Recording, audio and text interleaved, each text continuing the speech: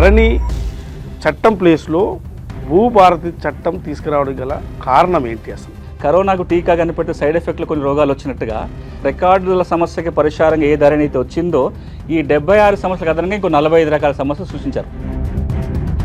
2018లో ధరణి చట్టం అమలులోకి వచ్చిన తర్వాత ఆ రైతుకు తెలియకుండానే ఇంకో రైతుకి మార్పు జరిగి పాస్ పుస్తకాలు వచ్చినాయి. ధరణి వచ్చిన తర్వాత ఒక పలానా 20 రకాల సమస్యలు వచ్చినాయి, వీటికి మరి పరిష్కారం వెతకండి అని ప్రభుత్వాన్ని ఆదేశించింది అప్పుడు హైకోర్టు. ఒక్క మాటలో చెప్పాలంటే భూమి ఉంది కానీ రికార్డులో తప్పులు ఉన్నాయి లేదా రికార్డుకి ఎక్కలేదు అని చెప్పే వాళ్ళే 20 లక్షల పైగా ఉంటారు. ధరణిలో ఉన్న వివరాలే మళ్ళీ భూభారతిలో ఉంటాయా? ధరణిలో ఉన్న రికార్డు భూభారతిలో. ధరణి పార్ట్ బి అంటే ఏంటి? 23 రకాల కారణాలతోటి పార్ట్ బిలో పెట్టారు. పార్ట్ బిలో పెట్టడం వల్ల ధరణి బుక్ రాలేదు. వారసత్వంగా భూమి వస్తే ఎట్లా అంటే పట్టా పొందాలి, ఎట్లా పాస్ పుస్తకం పొందాలి? ధరణి చట్టంలో వెసులుబాటే లేదు, అసలు మార్చే అధికారమే లేదు. కొత్తగా రాబోతున్న గ్రామ పాలన అధికారుల పాత్ర ఎట్లా ఉండబోతుంది? భూములకు సంబంధించి ఏం చేస్తే బాగుంటుందని అడిగితే ఒక 10 అంశాలు చెప్పారు. పహాని మళ్ళీ రాస్తారా? పహాని వస్తుంది, పహాని రాయరు. భూమి క్రయ విక్రయాలు రిజిస్ట్రేషన్ విధానంలో కొత్తగా ఏమైనా మార్పులు తెచ్చారా? ఈ రోజున మీరు తెలంగాణలో వ్యవసాయ భూమి కొనాలనుకుంటే ప్రతి విలేజ్లో ఆ కమతం నెంబర్ కొడితే లొకేషన్ రావాలి. ఈ ప్రక్రియ మీరు చేయబోతున్నాం. దానికి భూభారతి చట్టం రైతుకు నిజమైన చుట్టం కావాలి అంటే ఇంకా ఏం చేయాలి? రైతు రెవెన్యూ కార్యాలయానికి వచ్చే బదులు రెవెన్యూ కార్యాలయం రైతు ముంగిటికి వెళ్ళాలి.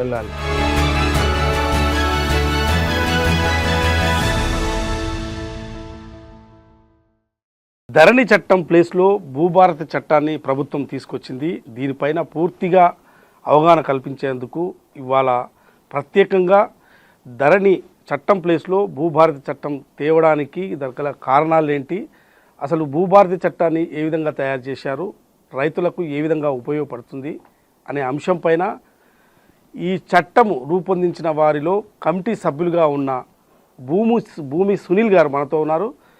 అంటే ఆయన ఇంటి పేరు ఏంటో తెలియదు కానీ మొత్తం మీద ఆయన భూమి సునీల్ అనేది మాత్రం ఇవాళ, ఎందుకంటే ఈ భూ చట్టాలపైన పూర్తిగా అవగాహన కల్పిస్తున్నారు కాబట్టి ఆయన పేరే ఇవాళ భూమి సునీల్గా పేరు మారిపోయింది. ఇలా ఈ చట్టం రూపొందించిన వారిలో ఆయన ఒక సభ్యులుగా ఉన్నారు. ఆయనతో ఈ చట్టాన్ని మొత్తం అవగాహన కల్పించేందుకు ఇవాళ ఈ స్పెషల్ ఇంటర్వ్యూ చేయడం జరుగుతుంది. నమస్తే సార్. నమస్తే. ఏంటి అసలు ధరణి చట్టం ప్లేస్లో భూభారతి చట్టం తీసుకురావడం గల కారణం ఏంటి అసలు? ఇప్పుడు ధరణి అయినా ఇప్పుడు వచ్చిన భూభారతి అయినా అంతకుముందు ఉన్న 1B కానీ కాసరా ఇవన్నీ కూడా గ్రామ స్థాయిలో భూమి యజమానుల రికార్డు. అంటే ఆ ఊళ్ళో ఎవరెవరికి భూమి ఉందని ఒక రికార్డులో రాసి పెడతాం. కాసరా పహాని 1B పాతవి మాన్యువల్గా ఉండేటివి ధరణికి వచ్చినాక కంప్యూటర్ రికార్డ్ అయింది.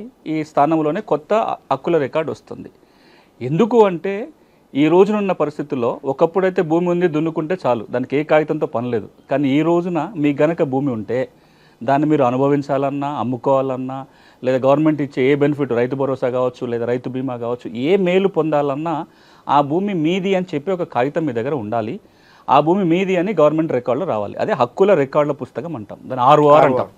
ఈ ROR 71 నుంచి ఏదైతే చట్టం అమలు జరుగుతుందో దాంట్లో భారీ మార్పులు తీసుకొచ్చి అప్పటి ప్రభుత్వం ధరణి పేరుతో ఒక కొత్త ROR చట్టాన్ని తీసుకొచ్చింది, ఒక కొత్త వెబ్సైట్ని రూపకల్పన చేసింది. ఈ ధరణిలో మీరు చూస్తే కనుక ఎంతమందికి అయితే భూమి ఉందో భూమి ఉన్న వాళ్ళలో 60-70% మందికి రికార్డులో తప్పులు వచ్చినాయి. నాకు భూమి ఉంది, నాకు పాస్ పుస్తకం రాలేదు, నాకు భూమి ఉంది, ధరణి పాస్ పుస్తకం వచ్చింది కానీ తప్పుల తడకగా ఉన్నాయి, పేరు తప్పుపడిందనో లేకపోతే విస్తీర్ణం తప్పుపడిందనో రకరకాల తప్పిదాలు ఉన్నాయి. ఇప్పుడు ఆ తప్పులు సరిచేసే వ్యవస్థ కూడా లేకుండా పోయింది ధరణి చట్టంలో. ఈ నేపథ్యంలో గడిచిన 5 ఏళ్ల కాలంలో 2020లో ధరణి వచ్చినప్పటి నుంచి ఇప్పటి వరకు చూసినట్లయితే ఎంత లేదన్నా 25 లక్షల మంది రైతు కుటుంబాలు ధరణి ఇబ్బందుల వల్ల బాధపడుతున్న సందర్భం.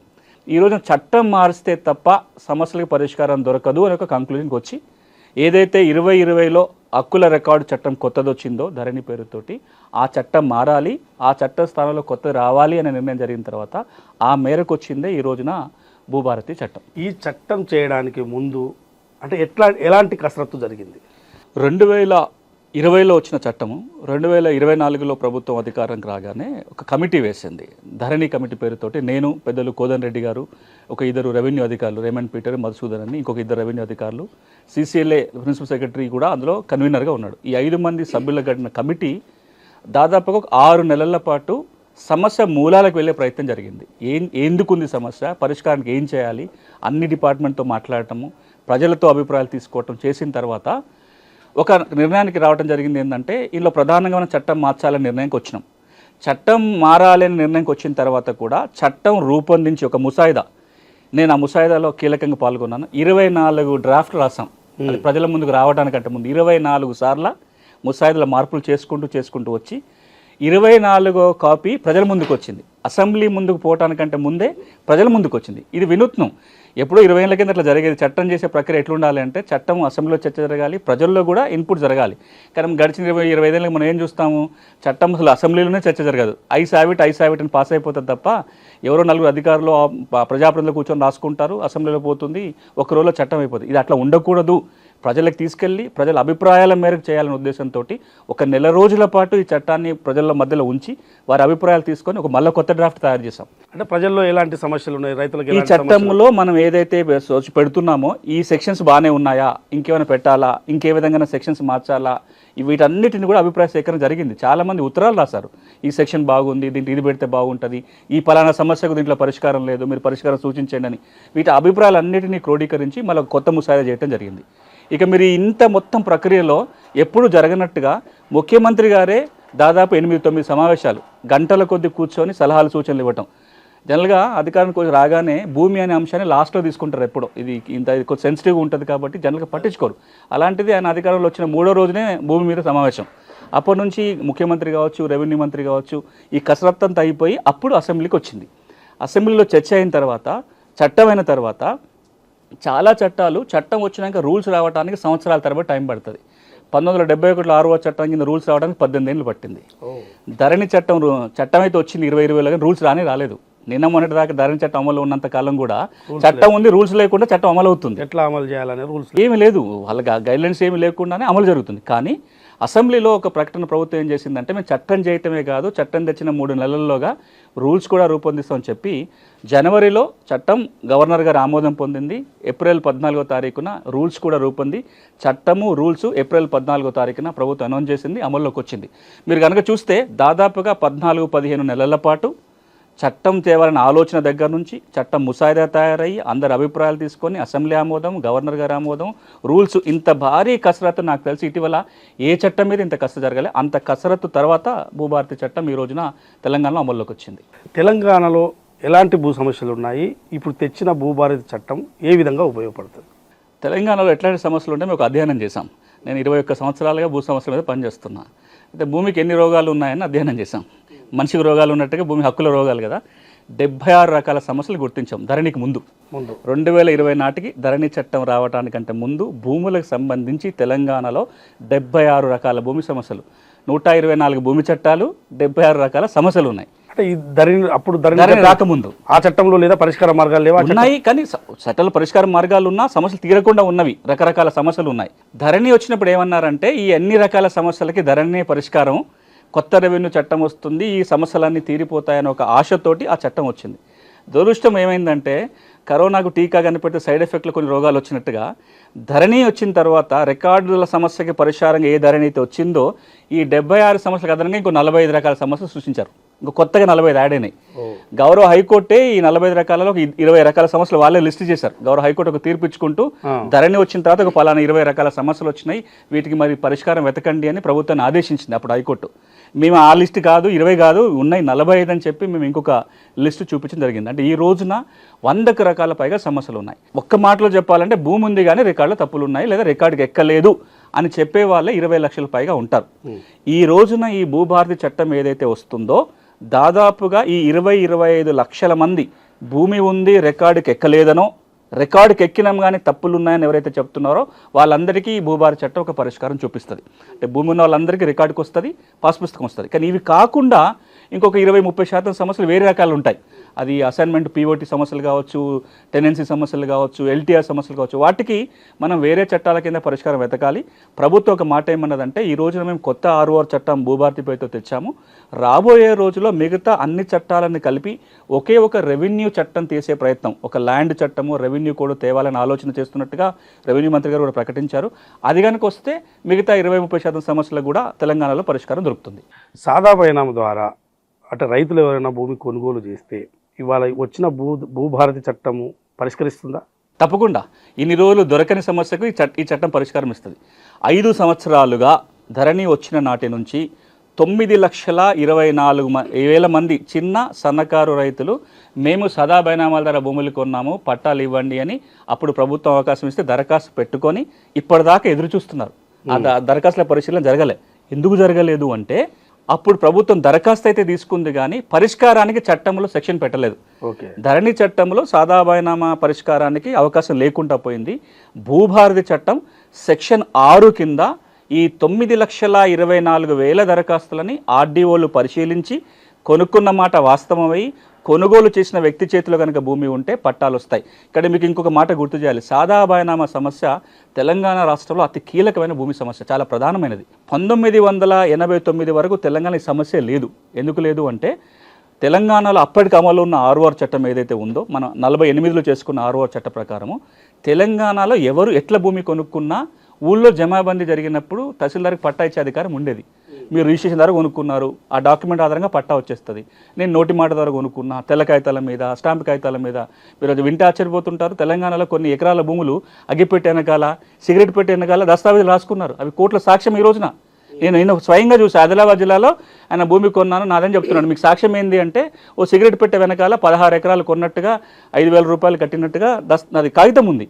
ఈ కాగితాలన్నీ కూడా జమాబందీలో చెల్లుబాటు అయ్యేటి, పట్టాలు వచ్చేటి. ఎప్పుడైతే ఉమ్మడి ఆంధ్రప్రదేశ్లో ఆర్ఓఆర్ చట్టం 71లో చేసుకున్నామో, ఆ చట్టం ఏమంటుందంటే, మీరు భూమి కొంటే రిజిస్టర్డ్ దస్తావేజు ఉంటేనే పట్టా ఇవ్వడానికి అవకాశం. అది రూల్ పెట్టగానే తెలంగాణలో పెద్ద ఎత్తున 80వ దశకంలో గొడవ అయింది. ఇట్లా కనుక చేస్తే తెలంగాణ రైతాంగంలో 90% మందికి పట్టాలే రావు అనే ఒక ఒత్తిడి వస్తే 1989లో అప్పుడు ఆర్ఓఆర్ చట్టాన్ని మార్చి కొత్తగా ఒక సెక్షన్ పెట్టారు. అదేంటంటే సెక్షన్ 5A పేరుతోటి. ఇదేం చెప్తుంది, ఎవరన్నా సాదా బైనామాల ద్వారా భూములు కొంటే మీరు తహసీల్దార్కి దరఖాస్తు పెట్టుకోండి, ఆయన ఎంక్వైరీ చేసి పట్టాలు ఇచ్చే అధికారం ఉంది. అట్లా 1989 నుంచి 2014 వరకు పలు దఫాలుగా దరఖాస్తులు తీసుకున్నారు, పట్టాలు ఇచ్చారు. 2016లో కూడా ఒకసారి ఇస్తే కొంతమందికి పట్టాలు వచ్చినాయి. కానీ 2020లో మరొక దఫా దరఖాస్తు తీసుకున్నారు. అవి ఇప్పుడు అపరిష్కృతంగా ఉన్నాయి. భూభారతి చట్టం ఈ అమల్లోకి వచ్చింది కాబట్టి ఇప్పుడు ఒక్క చిన్న మెలకు ఉంది ఇక్కడ దీంట్లో. ఈ వెంటనే పరిష్కారం కావడానికి ఏంటంటే, 2020లో ఎప్పుడైతే ప్రభుత్వం దరఖాస్తు స్వీకరణ చేసిందో దాని మీద హైకోర్టులో ఒక ప్రజా ప్రయోజనాల వాద్యం దాఖలైంది. ఎందుకంటే చట్టమే లేకుండా దరఖాస్తులు తీసుకుంటున్నారంటే హైకోర్టు స్టే ఇచ్చింది. అసలు చట్టం లేదు కదా అని. ఇప్పుడు ప్రభుత్వం స్టే వెకేషన్ కోసం ప్రయత్నం చేస్తుంది. హైకోర్టులో స్టే వెకేట్ కాగానే భూభారతి చట్టం కింద 9,24,000 మంది రైతులకి పరిష్కారం దొరకబోతుంది. అయితే ఇప్పుడు ధరణి చట్టం కిందనే పాస్ పుస్తకాలు వచ్చి ఉన్నాయి. వాటిలో కొంత విస్తీర్ణం తక్కువ పడడం కానీ, సర్వే నెంబర్లు తప్పుపడడం కానీ, అదేవిధంగా ప్రభుత్వ భూమిగా కూడా పడ్డ దాఖలాలు ఉన్నాయి.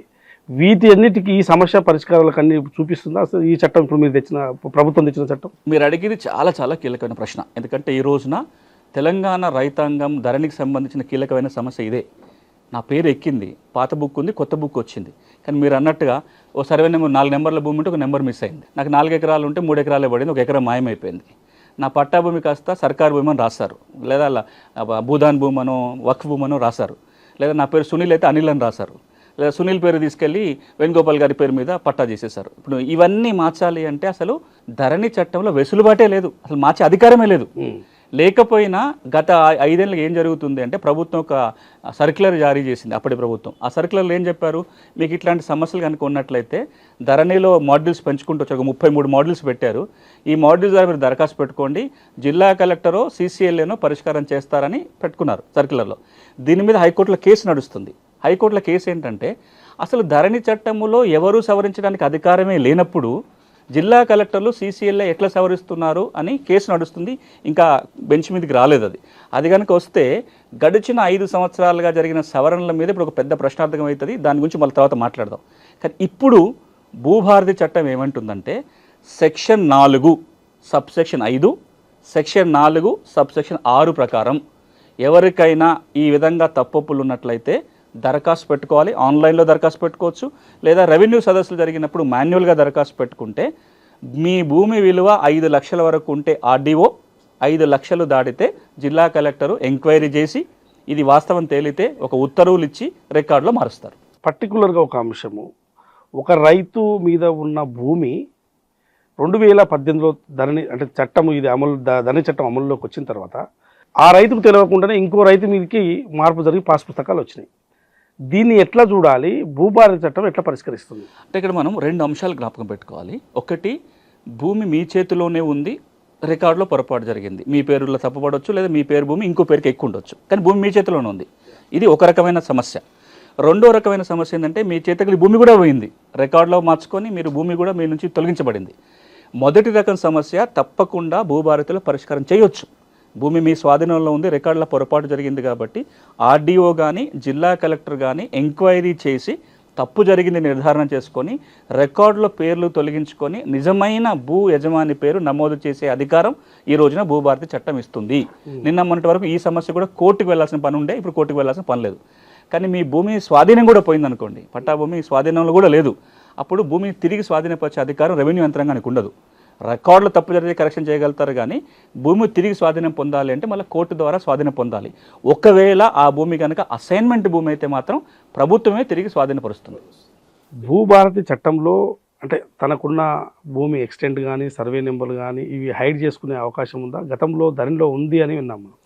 ధరణిలో ఏ పట్టాదారైనా రైట్ టు ప్రైవసీ అనే ఒక ఆప్షన్ ఉండేది. మీ రికార్డు మీరు హైడ్ చేసుకుంటే ఇంకెవరికి కనపడదు. ఆ బటన్ ప్రతి పట్టాదారికి అవకాశం ఉండేది. అట్లాంటి వెసులుబాటు దేశంలో ఏ రాష్ట్రంలో లేదు, కేవలం తెలంగాణలో అది ధరణిలోనే ఉంది. భూమి రికార్డులు పబ్లిక్ డాక్యుమెంట్, మీ పాస్ పుస్తకం మీ ప్రైవేట్ డాక్యుమెంట్, మీ ఆధార్ నెంబరు మీ ఫోన్ నెంబరు మీ ప్రైవేట్ వివరాలు. కానీ ఆ ఊళ్ళో ఏ సర్వే నెంబర్ ఉంది, ఆ సర్వే నెంబర్లో ఎంత విస్తీర్ణం ఉంది, దాని పట్టదారు ఎవరు అనేది పబ్లిక్ రికార్డు. చాలా సందర్భాల్లో హైకోర్టు కావచ్చు, సుప్రీంకోర్టు కావచ్చు, సమాచార కమిషన్లు కావచ్చు, రాష్ట్రంలో కానీ దేశంలో ఏం చెప్పిందంటే భూమి రికార్డులు పబ్లిక్ రికార్డ్సు. అందుకే చాలా చోట్ల మనం తెలంగాణలో కొన్ని చోట్ల పహానీని గోడ మీద రాసినాం, పహానీని ప్రింట్లు తీసి ఇంటింటికి పంచిపెట్టినాం. ఇవేంది పబ్లిక్ రికార్డ్స్ కాబట్టి. ధరణిలో ప్రైవసీ అని పేరుతోటి చాలామంది వాళ్ళ పేర్ల మీద భూములు తెచ్చుకోవటం, తప్పుగా ఎట్లనో అట్లాంటి వాళ్ళు హైడ్ చేసుకోవటం రకరకాలు జరిగినాయి. భూభారతి చట్టంలో గౌరవ ముఖ్యమంత్రి గారు, రెవెన్యూ మంత్రి గారి నిర్ణయం ఏంటంటే ఇప్పుడు రైట్ టు ప్రైవసీ ఆప్షన్ లేదు, ఆ బటన్ నొక్కడానికి అవకాశం లేదు. ఆ ఊళ్ళో ఏ సర్వే నెంబర్ ఉంటే అవి డిస్ప్లే అవుతాయి.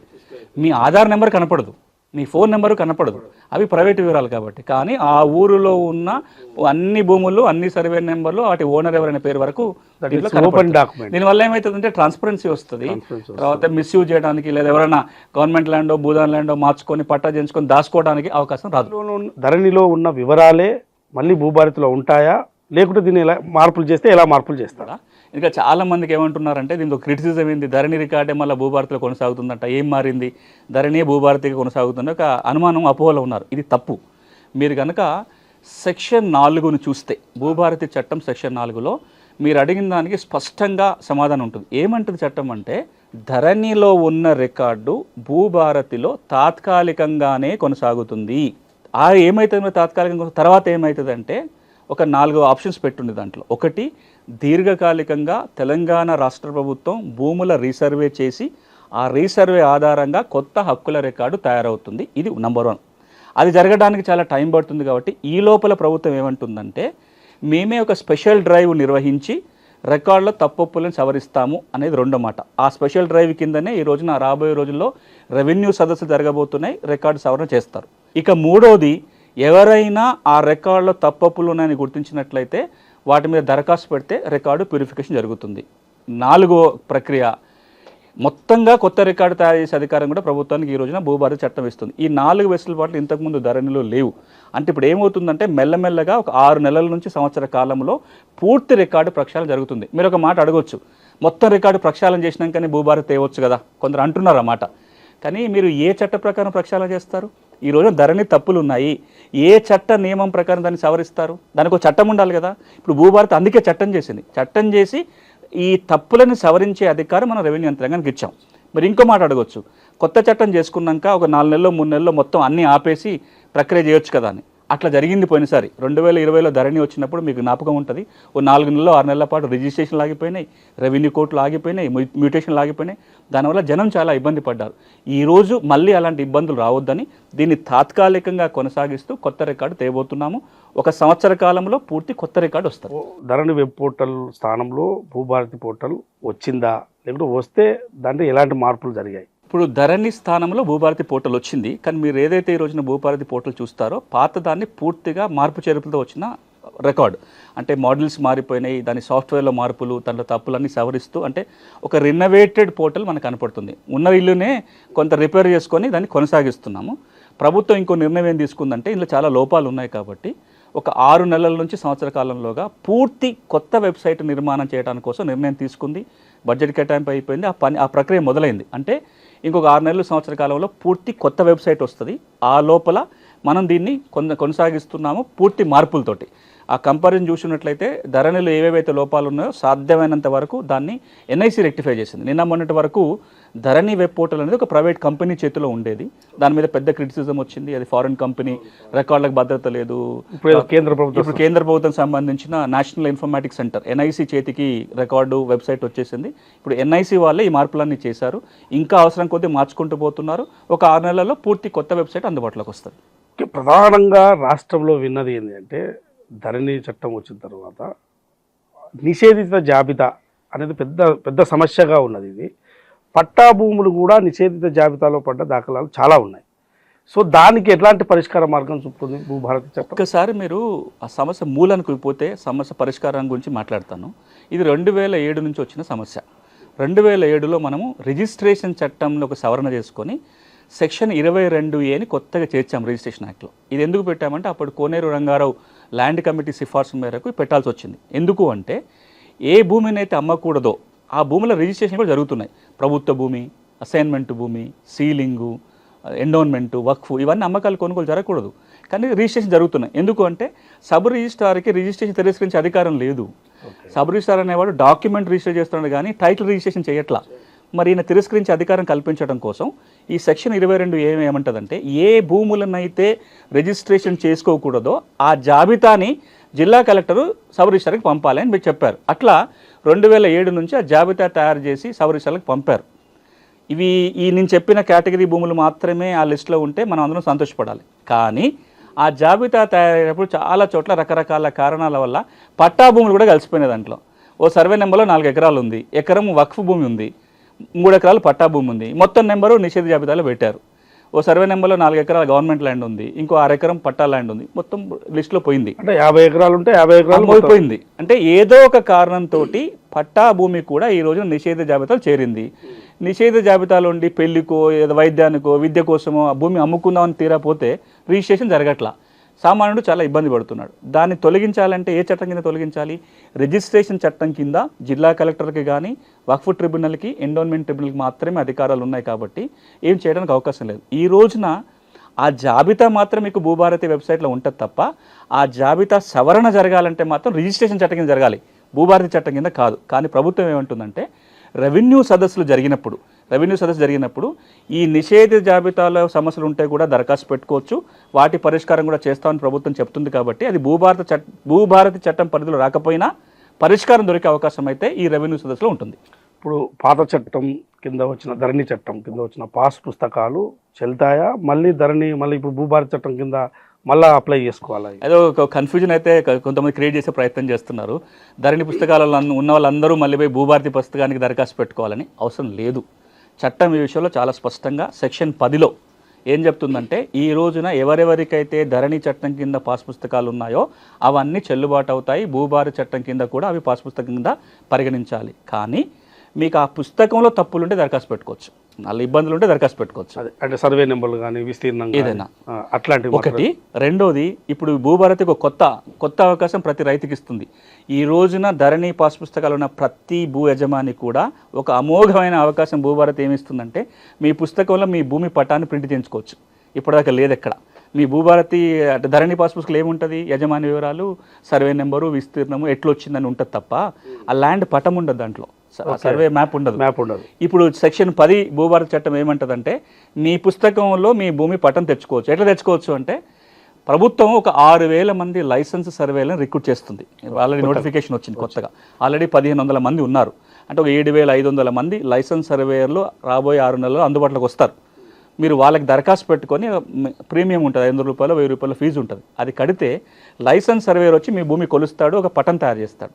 ఈ పటం తీసుకొని మీరు తహసీల్దార్కి దరఖాస్తు పెట్టుకుంటే, మండల్ సర్వేయర్ తోటి వ్యాలిడేట్ చేయించుకుంటే మీ పాస్ పుస్తకంలో మీ భూమి పటం రాబోతుంది. అది ఒక అవకాశం ఇప్పుడు భూభారతి చట్టం ద్వారా వస్తుంది.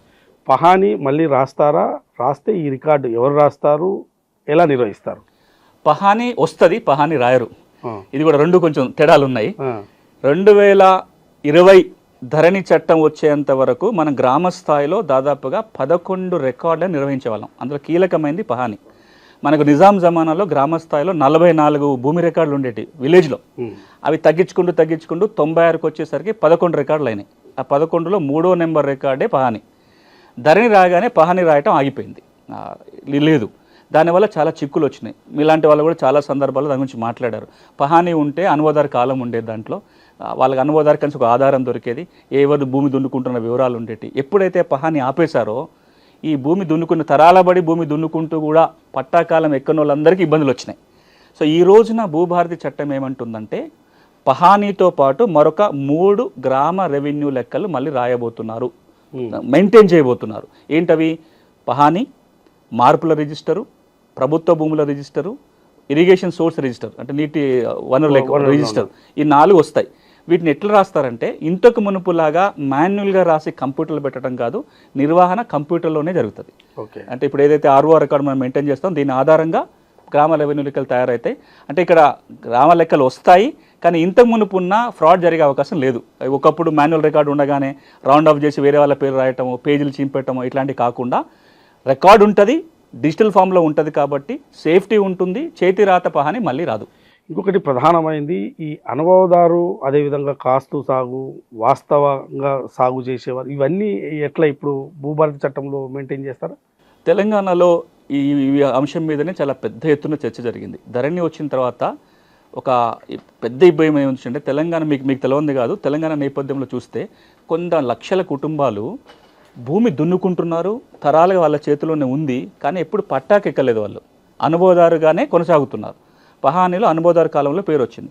అది తెలంగాణ రైతాంగ సాయుధ పోరాటం ఫలితం కావచ్చు, నక్సల్బరీ ఉద్యమం ఫలితం కావచ్చు, లేదా భూస్వాములు ఊళ్ళకి వెళ్ళిపోయినప్పుడు కావచ్చు, వాళ్ళ తక్కువ ధరకు అమ్ముకొని పోయి చిన్న రైతులు ఆ భూములు 30 ఏళ్ళు 40 ఏళ్ళు 50 ఏళ్ళు 60 ఏళ్ళుగా దున్నుకుంటున్నారు. కానీ వీళ్ళు పట్టా చేయించుకోలే, వాళ్ళ కాగితాలు కూడా లేకపోవచ్చు. వీళ్ళందరూ ఎక్కువ శాతం ఏమైంది, కేవలం అనుభవదారు కాలంలో పేరు వచ్చింది, పట్టా కాలంలో ఆ పాత పట్టాదారు పేర్లే కొనసాగింది. ధరణి ఎప్పుడైతే వచ్చిందో ఈ అనుభవదారు కాలం ఎగిరిపోయింది, పట్టా కాలంలో ఉన్నోడికి ధరణి పాస్ పుస్తకం వచ్చింది. ఈ కాస్త ఆధారం కూడా అనుభవదారులో ఉన్నవాడికి లేకుండా పోయింది. అందులో కొద్దిమంది సాదా బనవలు చేయించుకొని పట్టాలు తెచ్చుకొని ఉన్నారు. చాలా చోట్ల మనం తెలంగాణలో ఇప్పుడు ఏమింటున్నామంటే ఇంకా భూమి దున్నుకుంటున్నాము, కానీ ఎవరో ధరణి బుక్ తెచ్చుకొని రైతు భరోసా తెచ్చుకుంటున్నారు. వాళ్ళు భూమికి వచ్చే ప్రయత్నం చేస్తున్నారు, ఇంజక్షన్ ఆర్డర్లు తెచ్చుకుంటున్నారు, బలవంతంగా భూముల నుంచి తొలగించే ప్రయత్నం చేస్తున్నారు. వీళ్ళకి ఆధారం ఏంటి? ఎవరైతే ఈ రోజున భూమి యజమాని అయి ఉండి పట్టాకెక్కకుండా కాస్తు కాలంలో మాత్రమే ఉన్నారో వాళ్ళకు ఒక వెసులుబాటు దొరికే అవకాశం భూభారతి ఇస్తుంది. రేపు పొద్దున పహాని నిర్వహణ మళ్ళీ మొదలైతే అందులో వీళ్ళ వివరాలు రాసే అవకాశం ఉంటుంది. కొన్ని వేల మందికి యజమాని అయ్యుండి, మనమే ఆక్రమణదారుల గురించో బలవంతంగా లాక్కున్న వాళ్ళ గురించి మాట్లాడేట్లా, భూమి యజమాని అయి ఉండి పట్టాకాలంకి ఎక్కకుండా కేవలం అనుభవంలో మాత్రమే ఉన్న వాళ్ళకి ఈ భూభారతి యొక్క భరోసా ఇవ్వనుంది. ఓకే, మీరు చెప్పిన దాంట్లో రిలేటెడ్గానే భూమి ఉండి కూడా ధరణి అంటే కొత్తగా చట్టం ప్రకారం ఒక పాస్ పుస్తకం రాకుండా ఉన్నది ఇప్పుడు చాలామందికి, వారికి ఇప్పుడు వచ్చే అవకాశం ఉందా? తప్పకుండా. సెక్షన్ 4 సబ్సెక్షన్ 6 స్పష్టంగా ఏం చెప్తుందంటే ఎవరికైనా భూమి ఉండి, భూమి మీద హక్కులు ఉండి రికార్డుకి ఎక్కకుండా ఉన్న వాళ్ళు ఉంటారో ఈ సెక్షన్ 4 సబ్సెక్షన్ 6 కింద దరఖాస్తు పెట్టుకుంటే ఆర్డీఓ కానీ జిల్లా కలెక్టర్ కానీ ఎంక్వైరీ చేయాలి, నోటీసులు ఇవ్వాలి, ఫీల్డ్కి వెళ్ళి ఎంక్వైరీ చేసి మీరు భూమిలో ఉన్నమాట వాస్తవం, మీకు హక్కులు ఉన్నమాట నిర్ధారణ కనుక అయితే ఆర్ఓఆర్లు నమోదు చేయొచ్చు, వారికి పాస్ పుస్తకాలు జారీ చేయడానికి చట్టం అవకాశం కల్పిస్తుంది. ఇప్పుడు ఈ భూభారతి చట్టంలో భూమి క్రయ విక్రయాలు రిజిస్ట్రేషన్ విధానంలో కొత్తగా ఏమైనా మార్పులు తెచ్చారా? తెస్తే ఏంటివి? ఒక 3 కీలక మార్పులు వచ్చినాయి. వాటి గురించి మాట్లాడే ముందు ఇప్పుడు ఏం జరుగుతుందో చూద్దాం. ఈ రోజున మీరు తెలంగాణలో వ్యవసాయ భూమి కొనాలనుకుంటే ఇప్పుడు ఏం జరుగుతుంది అంటే భూభారతి రాకముందు ఏం జరిగేది, మీరు ఒక స్లాట్ బుక్ చేసుకోవాలి. ధరణి పోర్టల్కి వెళ్ళి కానీ ఈ సేవా సెంటర్కి వెళ్ళి తహసీల్దార్ దగ్గర డే టు టైం బుక్ చేసుకోవాలి. అది చేయాలంటే మీరు ఫీజు కట్టాలి. Stamp duty, registration fees, mutation fee కడితే మీకు ఒక డే టు టైం ఇస్తారు. ఆ రోజున మీరు అమ్మేవాళ్ళు కొనేవాళ్ళు తహసీల్దార్ ముందుకు వెళ్తే ఆయననే ఒక ఫార్మాట్ ఉంటుంది, రిజిస్టర్ డాక్యుమెంట్. ఆ డాక్యుమెంట్లో ఫిల్ చేసి ప్రింట్అవుట్ వచ్చేస్తుంది, రిజిస్ట్రేషన్ అయిపోతుంది. వెంటనే హక్కుల రికార్డులో మార్పు చేసి మ్యూటేషన్ జరిగిపోతుంది. కొత్త పాస్బుక్ జారీ చేయటమో, కొన్నాయన కనుక ఆల్రెడీ పాస్బుక్ ఉంటే దాంట్లో ఎంట్రీ చేసి ఇచ్చేస్తాడు. ఇది ప్రక్రియ. ఇప్పుడు భూభారతి వచ్చిన తర్వాత కూడా ఈ ప్రక్రియ కొనసాగుతుంది కొన్ని 3 మార్పులతోటి. అసెంబ్లీలో కూడా మీరు చర్చ జరిగినప్పుడు ప్రభుత్వం నుంచి ముఖ్యమంత్రి గారు కానీ రెవెన్యూ మంత్రి గారు ఏం చెప్పారు, ధరణిలో ఏదైనా కొద్దిగా మంచి ఉంది అంటే అది ఇదే. అంటే రిజిస్ట్రేషన్ జరగగానే మ్యూటేషన్ జరిగిపోయి చేతికి పుస్తకం వస్తుంది, మాకు ఎట్లాంటి బేషజాలు లేవు, మంచి ఉంటే కొనసాగిస్తామన్నారు. ఇది కొనసాగుతుంది. కానీ దీంట్లో 3 లోపాలు ఉన్నాయి. అది సరిదిద్దే ప్రయత్నం భూభారతిలో జరిగింది. ఒక లోపం ఏంటంటే, మీరు ధరణి చట్టం వచ్చేంత వరకు మీరు ఎప్పుడైనా రిజిస్ట్రేషన్ పోయినప్పుడు మీ దస్తావేజ్ మీరే రాసుకునేది. అలా అన్ని వివరాలు ఉండేటివి. దాని చరిత్ర కూడా రాసేటోళ్ళు. అమ్మటానికి ఎక్కడి నుంచి వచ్చింది, ఆయనకి ఇంకెక్కడి నుంచి వచ్చింది, దాని దారులు ఏంటి, ఇంకేమైనా ఇబ్బందులు ఉన్నాయి, అవన్నీ కూడా దస్తావేజులు ఉండేవి. ధరణికి వచ్చినాక ఏమైందంటే అది ఒక ఫార్మాట్కి వచ్చేసింది. అలా అమ్మిటైన కొనిటైన వివరాలు, భూమి వివరాలు తప్ప ఇంకేం చరిత్ర ఉండదు దాంట్లో. దీనివల్ల ఏమవుతుందంటే వివాదాలు వచ్చినప్పుడు పరిష్కారానికి చాలా ఇబ్బందులు వస్తున్నాయి. గౌరవ ముఖ్యమంత్రి గారు కూడా పలు సందర్భాల్లో దీని గురించి మాట్లాడారు. టైటిల్ వివాద పరిష్కారానికి ఇది ఒక చిక్కుగా మారింది, దీన్ని మార్చాలని. ఇప్పుడు భూభారతి చట్టం ఏమంటుందంటే మీ దస్తావేజ్ మీరే రాసుకోవచ్చు. మీరు కావాలంటే ఫార్మాట్ వాడుకోవచ్చు, లేదా మీరు కావాలంటే మీ దస్తావేజ్ రాసుకొని వచ్చినా దాన్ని రిజిస్ట్రేషన్ చేయొచ్చు. ఇది ఒక మార్పు. రెండో మార్పు ఏంటంటే, ధరణి ఉన్నప్పుడు ఒక మ్యూటేషన్ జరిగిపోయింది, మీరు నాకు అమ్మారు, వెంటనే మ్యూటేషన్ అయిపోయింది. అసలు మీరు ఆల్రెడీ ఇంకొకరికి అమ్ముంటారు, ఆయన రిజిస్ట్రేషన్ చేసుకోలే, మీ పేరు కొనసాగి మీరు వచ్చి అమ్మేశారు. నా మ్యూటేషన్ మీద ఇప్పుడు అభ్యంతరం ఉంది. మ్యూటేషన్ మీద అభ్యంతరం ఉంటే కోర్టుకు వెళ్ళడం తప్ప వేరే మార్గం ఉండేది కాదు ధరణిలో. భూభారత్ ఏమంటుందంటే, ఈ మ్యూటేషన్ మీద కనుక అభ్యంతరం ఉంటే, అమ్మకాలు కొనుగోలు జరిగినప్పుడు డాక్యుమెంట్ రిజిస్ట్రేషన్ మీద అభ్యంతరం ఉంటే ఏం చేయలేం, కానీ మ్యూటేషన్గా అభ్యంతరం ఉంటే కోర్టుకు వెళ్ళాల్సిన పని లేదు. ఆర్డీఓకి మొదటి అప్పీల్ చేసుకోవచ్చు, జిల్లా కలెక్టర్కి రెండో అప్పీల్ కింద వెళ్ళే అవకాశం ఉంది. ఇది రెండో మార్పు. ఇక మూడో మార్పు, ఇది తెలంగాణలో ఒక రెవల్యూషనరీ చేంజ్ తేబోతున్న మార్పు. ఇదేంటి, రాబోయే రోజులలో ప్రభుత్వం ఒక డేట్ చెప్తుంది. ఆ డేట్ నుంచి ఈ మూడో నియమం అమల్లోకి వస్తుంది. అదేంటంటే, మీ భూమి రిజిస్ట్రేషన్ చేసుకునే ముందే మ్యాప్ కంపల్సరీ. మీరు లైసెన్స్ సర్వే దగ్గరికి పోయి మీరు ఏ భూమి అయితే కొంటున్నారో దాన్ని సర్వే చేయించుకొని ఆ మ్యాప్ని మీ దస్తావేజ్కి దత్తపరిచిన మాత్రమే రిజిస్ట్రేషన్ అవుతుంది. దీని మీద చాలామందికి అనుమానాలు వస్తున్నాయి. అంటే మ్యాప్ ఎట్లా తయారు చేస్తారు, ఎవరు చేస్తారు, దాని మీద మాట్లాడుకోవాలి. బట్ ఈ మ్యాప్ రావటం వల్ల ఏమవుతుందంటే, ఒక 5 ఏళ్ళ 10 ఏళ్లలో తెలంగాణలో గ్రామాల్లో సగం పైగా భూమి కొత్తగా సర్వే అయిపోతుంది. దీన్ని మనం ఇంక్రిమెంటల్ సర్వే అంటాం. అంటే ఎప్పుడెప్పుడు లావాదేవీ జరిగితే ఆ భూమికి సర్వే అయిపోతుంది. దానివల్ల మన రీసర్వే సమస్య నుంచి బయటపడడానికి ఉంటుంది. ఇది మనం కొత్తగా చేయటం కాదు. కర్ణాటక రాష్ట్రంలో గడిచిన 16 సంవత్సరాలుగా ఈ మోడల్ అమలు జరుగుతుంది. మంచి ఫలితాలు వచ్చినాయి. నేను కర్ణాటక విజిట్కి పోయినప్పుడు, నేను కోదండరెడ్డి గారు అక్కడ ఉన్న ఇష్యూస్ను అర్థం చేసుకోవడానికి పోయినప్పుడు రెవెన్యూ మంత్రి గారు ఒక మాట అన్నారు. అక్కడ రెవెన్యూ మంత్రి గారు, నేను వారిని అడిగా, కర్ణాటక రాష్ట్రము కంప్యూటరీకరణ చాలా ముందు మొదలుపెట్టిన వాళ్ళు. 2004 నుంచి కంప్యూటరీకరణ జరుగుతుంది. కర్ణాటక రాష్ట్రంలో భూ రికార్డులు ఇంత బాగా ఉండటానికి ప్రధాన కారణం ఏంటి అని అడిగితే ఆయన ఒక మాట అన్నాడు. ఎవరు చేశారో ఎందుకు చేశారో తెలియదు. ఒక 16 ఏళ్ల కింద అప్పుడున్న అధికారి కావచ్చు, మంత్రి కావచ్చు, ఈ రిజిస్ట్రేషన్కి ముందు, మ్యూటేషన్కి ముందు మ్యాప్ కంపల్సరీ ఒక రూల్ పెట్టారు. దానివల్ల కర్ణాటకలో రికార్డ్ అంతా సెటరేట్ అయింది అని చెప్పారు. ఈ విషయం మన దగ్గర అధికారులతో చర్చిస్తే చాలామంది అధికారులు చెప్పిన మాట, అవును మనం ఎప్పుడో చేసి ఉండాల్సింది, కనీసం ఇప్పుడైనా ఆ రూల్ కనుక పెడితే ఇంకో 5 ఏళ్లలో 10 ఏళ్లలో మన రికార్డు చాలా వరకు ప్యూరిఫై అయిపోతుంది. అందరు దీన్ని ఆమోదించిండ్రు. ఆ రూల్ ఈ భూభారతిలో రాబోతుంది. క్రయ విక్రయాల వల్ల అంతా సర్వే జరుగుతుంది. ఇప్పుడు మీరు ఇళ్ల స్థలాలు కొనుక్కున్నప్పుడు దస్తావేజ్ లాస్ట్ పేజీలో ఒక రఫ్ మ్యాప్ ఉంటుంది. అది రఫ్ వేసుకున్న మ్యాప్. ఇదే మనం ఒక లైసెన్స్ సర్వేర్ పోయి జీపీఎస్ ఉంటుంది కాబట్టి లాంగిట్యూడ్, లాటిట్యూడ్స్, అక్షాంశాలు, రేఖాంశాలు ఫిక్స్ చేసి కనుక మ్యాప్ తయారు చేస్తే గెట్టు తగాదాలు, ఏది కొనం ఏది కొనం, డబుల్ రిజిస్ట్రేషన్స్, ఇవన్నీ కూడా మనం నిరోధించడానికి ఈ నియమం ఉపయోగపడుతుంది. ధరణి పార్ట్ బి సమస్యలు, అసలు చాలా సమస్యలు ఉన్నాయి. అసలు ధరణి పార్ట్ బి అంటే ఏంటి, ఈ సమస్యలకు ఈ భూభారతి చట్టం పరిష్కారం చూపుతుందా? పరీక్ష రాసేటప్పుడు గొట్టు ప్రశ్నలు ఉన్నాయి, తర్వాత రాస్తాను పక్కన పెట్టుకుని పార్ట్ బి ఈజీగా ఉన్నాయి, రాసేసినాం. గొట్టుకున్నాయి తర్వాత రాద్దామని కనీసం పరీక్ష టైం అయిపోయినప్పుడు అని రాయాలి కదా. కానీ ఇది పార్ట్ బి ఏంటంటే పరీక్ష టైం అయిపోయినా కూడా రాయటం మానేసినాయి. భూ రికార్డుల ప్రక్షాళన జరిగినప్పుడు 2017లో అన్ని క్లియర్గా ఉన్నాయన్నింటినీ ముందు రికార్డుకి ఎక్కిచ్చేశారు. 2017 LRUP ఏవైతే చిన్న చిన్న సమస్యలు ఉన్నాయనో, లేదా కొద్దిగా వెరిఫికేషన్ చేయాలనో, లేదా ఒక పలానా కాగితం లేదనో, ఈ తర్వాత చూద్దాని పక్కన పెట్టారు. ఇవి మళ్ళీ ఎక్కియొచ్చులే తర్వాత అని. అట్లా ఎక్కేయకుండా మిగిలిపోయినాయే పార్ట్ బి. తెలంగాణలో పార్ట్ బిలో 18 లక్షల ఎకరాల భూమి ఉంది. ఎందుకు పెట్టారు పార్ట్ బిలో అని మేము అంకెలు అడిగాం ధరణి కమిటీలో ఉన్నప్పుడు. 23 రకాల కారణాలతోటి పార్ట్ బిలో పెట్టారు. ఎట్లాంటి కొన్ని చిన్న కారణాలు అంటే మీరు ఆధార్ నెంబర్ ఇవ్వలేదని పార్ట్ బిలో పెట్టారు, ఆధార్ నెంబర్ మ్యాచ్ కావట్లేదని పార్ట్ బిలో పెట్టారు, కేసు ఉంటే పార్ట్ బిలో పెట్టారు, అట్లా రకరకాలుగా. ఇప్పుడు ఈ 18 లక్షల ఎకరాలు ఏమవుతుంది అంటే అంతకుముందు వాళ్ళకి పాస్బుక్ ఉండి ఉంటుంది 71 చట్టం కింద. ఓకే, పార్ట్ బిలో పెట్టడం వల్ల ధరణి బుక్ రాలేదు. ఎంతమంది ఉన్నారో ఒకసారి మీరు అంకెలలో చూస్తే, నిన్న మొన్న ప్రభుత్వం ఏర్పడిన తర్వాత మేము ఆచారంలో పైలట్ చేస్తే 10 గ్రామాలలోనే 2000 మందికి సమస్య ఉంటే 350 మంది పార్ట్ బి వాళ్ళే, అంటే పాత బుక్ ఉంది, కొత్త బుక్ రాలేదు. గత నెల ప్రభుత్వం ఈ 4 మండలాల్లో పైలట్ నిర్వహించి రెవెన్యూ సదస్సులు పెట్టి దరఖాస్తులు తీసుకుంటే దాదాపు 12,000 దరఖాస్తులు వచ్చినాయి. 3,500 మంది పార్ట్ బి, అంటే పాత పాస్బుక్ ఉంది, కొత్తది రాని వాళ్ళు. అంటే అంతమందికి పాత బుక్ ఉండి కొత్తది ఎందుకు రాలేదు అంటే పార్ట్ బిలో ఉన్నారు. ఇప్పుడు భూభారతి చట్టం ఏమంటుందంటే పార్ట్ బిలకు కూడా సెక్షన్ 4 కింద దరఖాస్తు పెట్టవచ్చు, ఆర్డీఓ కానీ కలెక్టర్ కానీ పరిష్కారం చేసి పాస్బుక్లు ఇవ్వచ్చు. ఓకే, భూభారతి చట్టం ద్వారా అంటే కొనుగోలు చేసిన భూమికి మ్యూటేషన్ ఏ విధంగా చేస్తారు, దాని ప్రక్రియ ఎట్లా జరుగుతుంది? అంటే ఇప్పుడు మనం ఇంతకుముందు మాట్లాడింది కొనుగోలుకు సంబంధించింది. ఆటోమేటిక్ ఇంతకుముందు జరిగింది రిజిస్ట్రేషన్ కాగానే మ్యూటేషన్ అయిపోతుంది. నేను ఇంతకుముందు మార్పు పాస్ పుస్తకం వచ్చే టైం ఎంత, డ్యూరేషన్, ఇదంతా ఉంటుంది కదా. ఇప్పుడు మళ్ళీ 3 రకాలుగా ఉంటాయి మ్యూటేషన్స్. ఇప్పుడు మనం ఏమంటున్నాం అంటే భూభారతి చట్టము ధరణి చట్టానికి ఒక ప్రధాన వ్యత్యాసం చూస్తే, భూమి హక్కు ఏ విధంగా వచ్చినా రికార్డుకి ఎక్కించే బాధ్యత ప్రభుత్వం మీద ఉంటుంది. అది నేను కొనుగోలు చేస్తే రావచ్చు, వారసత్వంగా రావచ్చు, కోర్టు డిగ్రీ రావచ్చు, ఏదైనా రకరకాల 30/18 13B రకరకాల మార్గాల్లో రావచ్చు. 1971 6వ చట్టం ఏముండేదంటే మీకు ఏ విధంగా భూమి మీద హక్కు సంక్రమించినా రికార్డుకి ఎక్కించే బాధ్యత తహసీల్దార్ మీద ఉండేది, రికార్డుకి ఎక్కేది, పాస్బుక్ వచ్చేది. ధరణికి వచ్చేసరికి కేవలం 3-4 వాటినే గుర్తించారు: కొనుగోలు, వారసత్వం, కోర్టు డిగ్రీనే. కానీ భూభారతి ఏమంటుందంటే ఒక వ్యక్తికి 18 రకాలుగా భూమి రావచ్చు అని లిస్ట్ చేసి, ఈ 18 రకాలుగా భూమి వస్తే ఏ విధంగా రికార్డుకి ఎక్కించాలి, ఏ విధంగా పాస్బుక్ ఇవ్వాలి అనేది 3 సెక్షన్లో విడగొట్టి పెట్టడం జరిగింది. Section 5, section 7, section 8. మనం ఇంతకుముందు మాట్లాడుకున్నది సెక్షన్ 5. కొనుగోలు ద్వారా కనుక భూమి వస్తే ఎట్లా మ్యూటేషన్ జరుగుతుందని మనం ఇంతకుముందు మాట్లాడాం. ఇక మిగతా అంశాలన్నీ కూడా సెక్షన్ 7లో, సెక్షన్ 8లో ఉంటాయి. సెక్షన్ 7 అనేది వారసత్వంగా వస్తే ఏం చేయాలనేది దాంట్లో చెప్తాను జరుగుతుంది.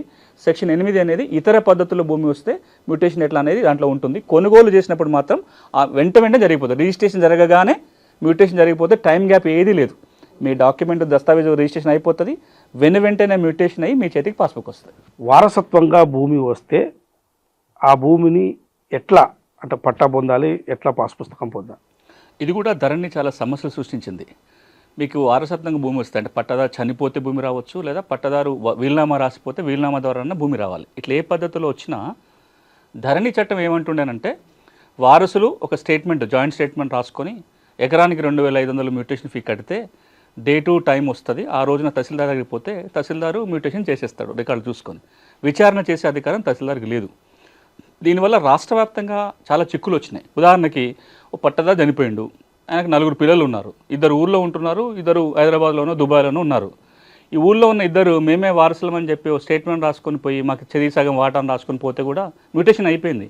ఎందుకంటే వారసులు ఎవరో ఎంక్వైరీ చేసే అధికారం తహసీల్దార్కి లేదు కాబట్టి. ఇట్లాంటి చిక్కులు రాకుండా ఉండాలి అంటే వారసుల వీళ్ళేనా, వీళ్ళ వారసుల మధ్యలో ఉన్న వివాదం ఉందా, ఆడపిల్లలు కూడా వాళ్ళకి హక్కు ఉంటుంది, అది కూడా విచారణ జరగాలి. ఇవన్నీ చేయాలి అంటే ధరణి చట్టంలో తహసీల్దార్కి అధికారం లేకపోవటం వల్ల ఇబ్బందులు వస్తున్నాయి గుర్తుపెట్టుకొని, ఇప్పుడు భూభారతి చట్టం ఏమంటుందంటే మీకు పట్టదారు చనిపోతే వారసత్వంగా భూమి వచ్చినా, లేదా మీ దగ్గర వీలునామా ఉన్నా ఒక జాయింట్ స్టేట్మెంట్ రాయటం కానీ, లేదా మీ వీలునామా కాగితాన్ని కానీ దరఖాస్తుతో పాటు పెట్టి తహసీల్దార్కి అప్లై చేయాలి. తహసీల్దార్కి అప్లై చేయగానే వెంటనే మ్యూటేషన్ జరగదు. 30 రోజుల్లోగా తహసీల్దారు ఎంక్వైరీ చేయాలి, వారసులకు నోటీసులు ఇవ్వాలి, విచారణ చేసి వారసుల మధ్యలో వాటా నిర్ధారణ చేసుకొని వివాదం లేదని నిర్ధారణకు వచ్చినాక 30 రోజుల్లో మ్యూటేషన్ చేస్తాడు.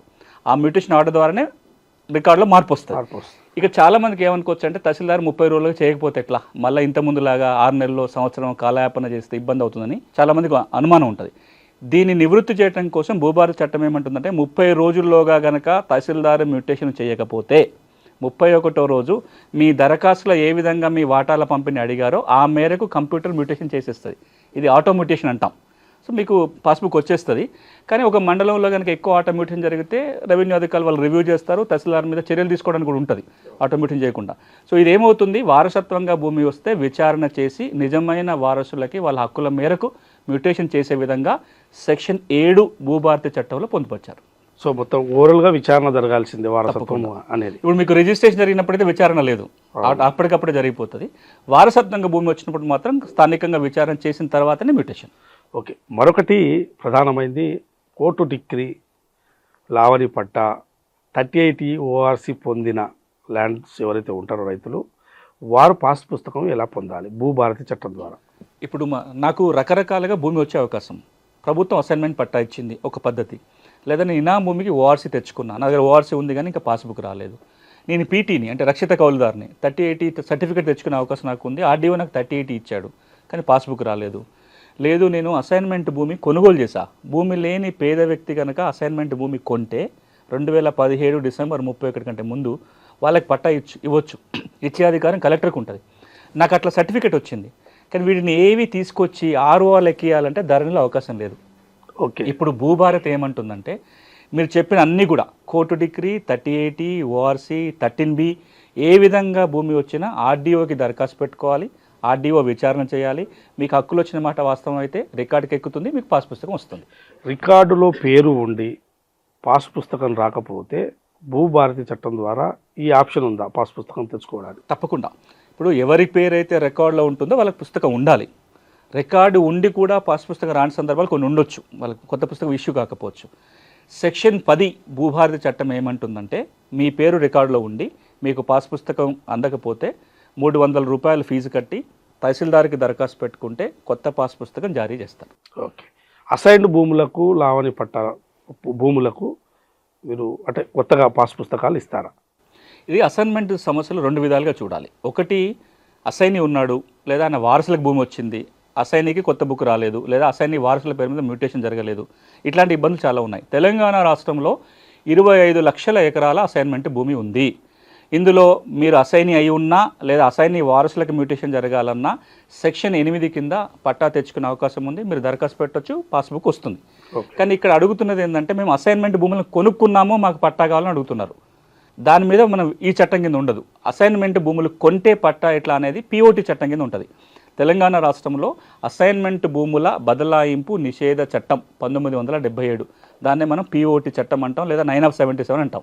ఈ చట్టం ఏమంటుందంటే అసైనీలు భూముల అమ్మకాలు కొనుగోలు చేయడానికి అంటే వేరే వాళ్ళకి అమ్మడానికి వీలు లేదంటారు. దానికి ఒక ఎక్సెప్షన్ ఏంటంటే భూమి లేని పేద కుటుంబానికి చెందిన వ్యక్తి కనుక అసైన్మెంట్ భూమి కొంటే వాళ్ళకే లావణి పట్టా లేదా అసైన్మెంట్ పట్టా ఇవ్వాలి, ఇచ్చే అధికారం కలెక్టర్కి ఉంది. అది పిఓటి చట్టం కింద. అట్లా కనుక ఎవరైనా కలెక్టర్ దగ్గరికి పోయి లావణి పట్టా తెచ్చుకుంటే భూభారతి కింద పాస్బుక్ తెచ్చుకునే అవకాశం ఉంటుంది. కానీ ఈ 2 కాకుండా ఒక 3వ అంశం ఉంది. అది రాష్ట్ర వ్యాప్తంగా పెద్ద చర్చ జరుగుతుంది, ప్రభుత్వం నిర్ణయం కూడా తీసుకోవాలి. అదేంటంటే అసైన్మెంట్ భూములకి అమ్ముకునే హక్కు కావాలని అడుగుతున్నారు.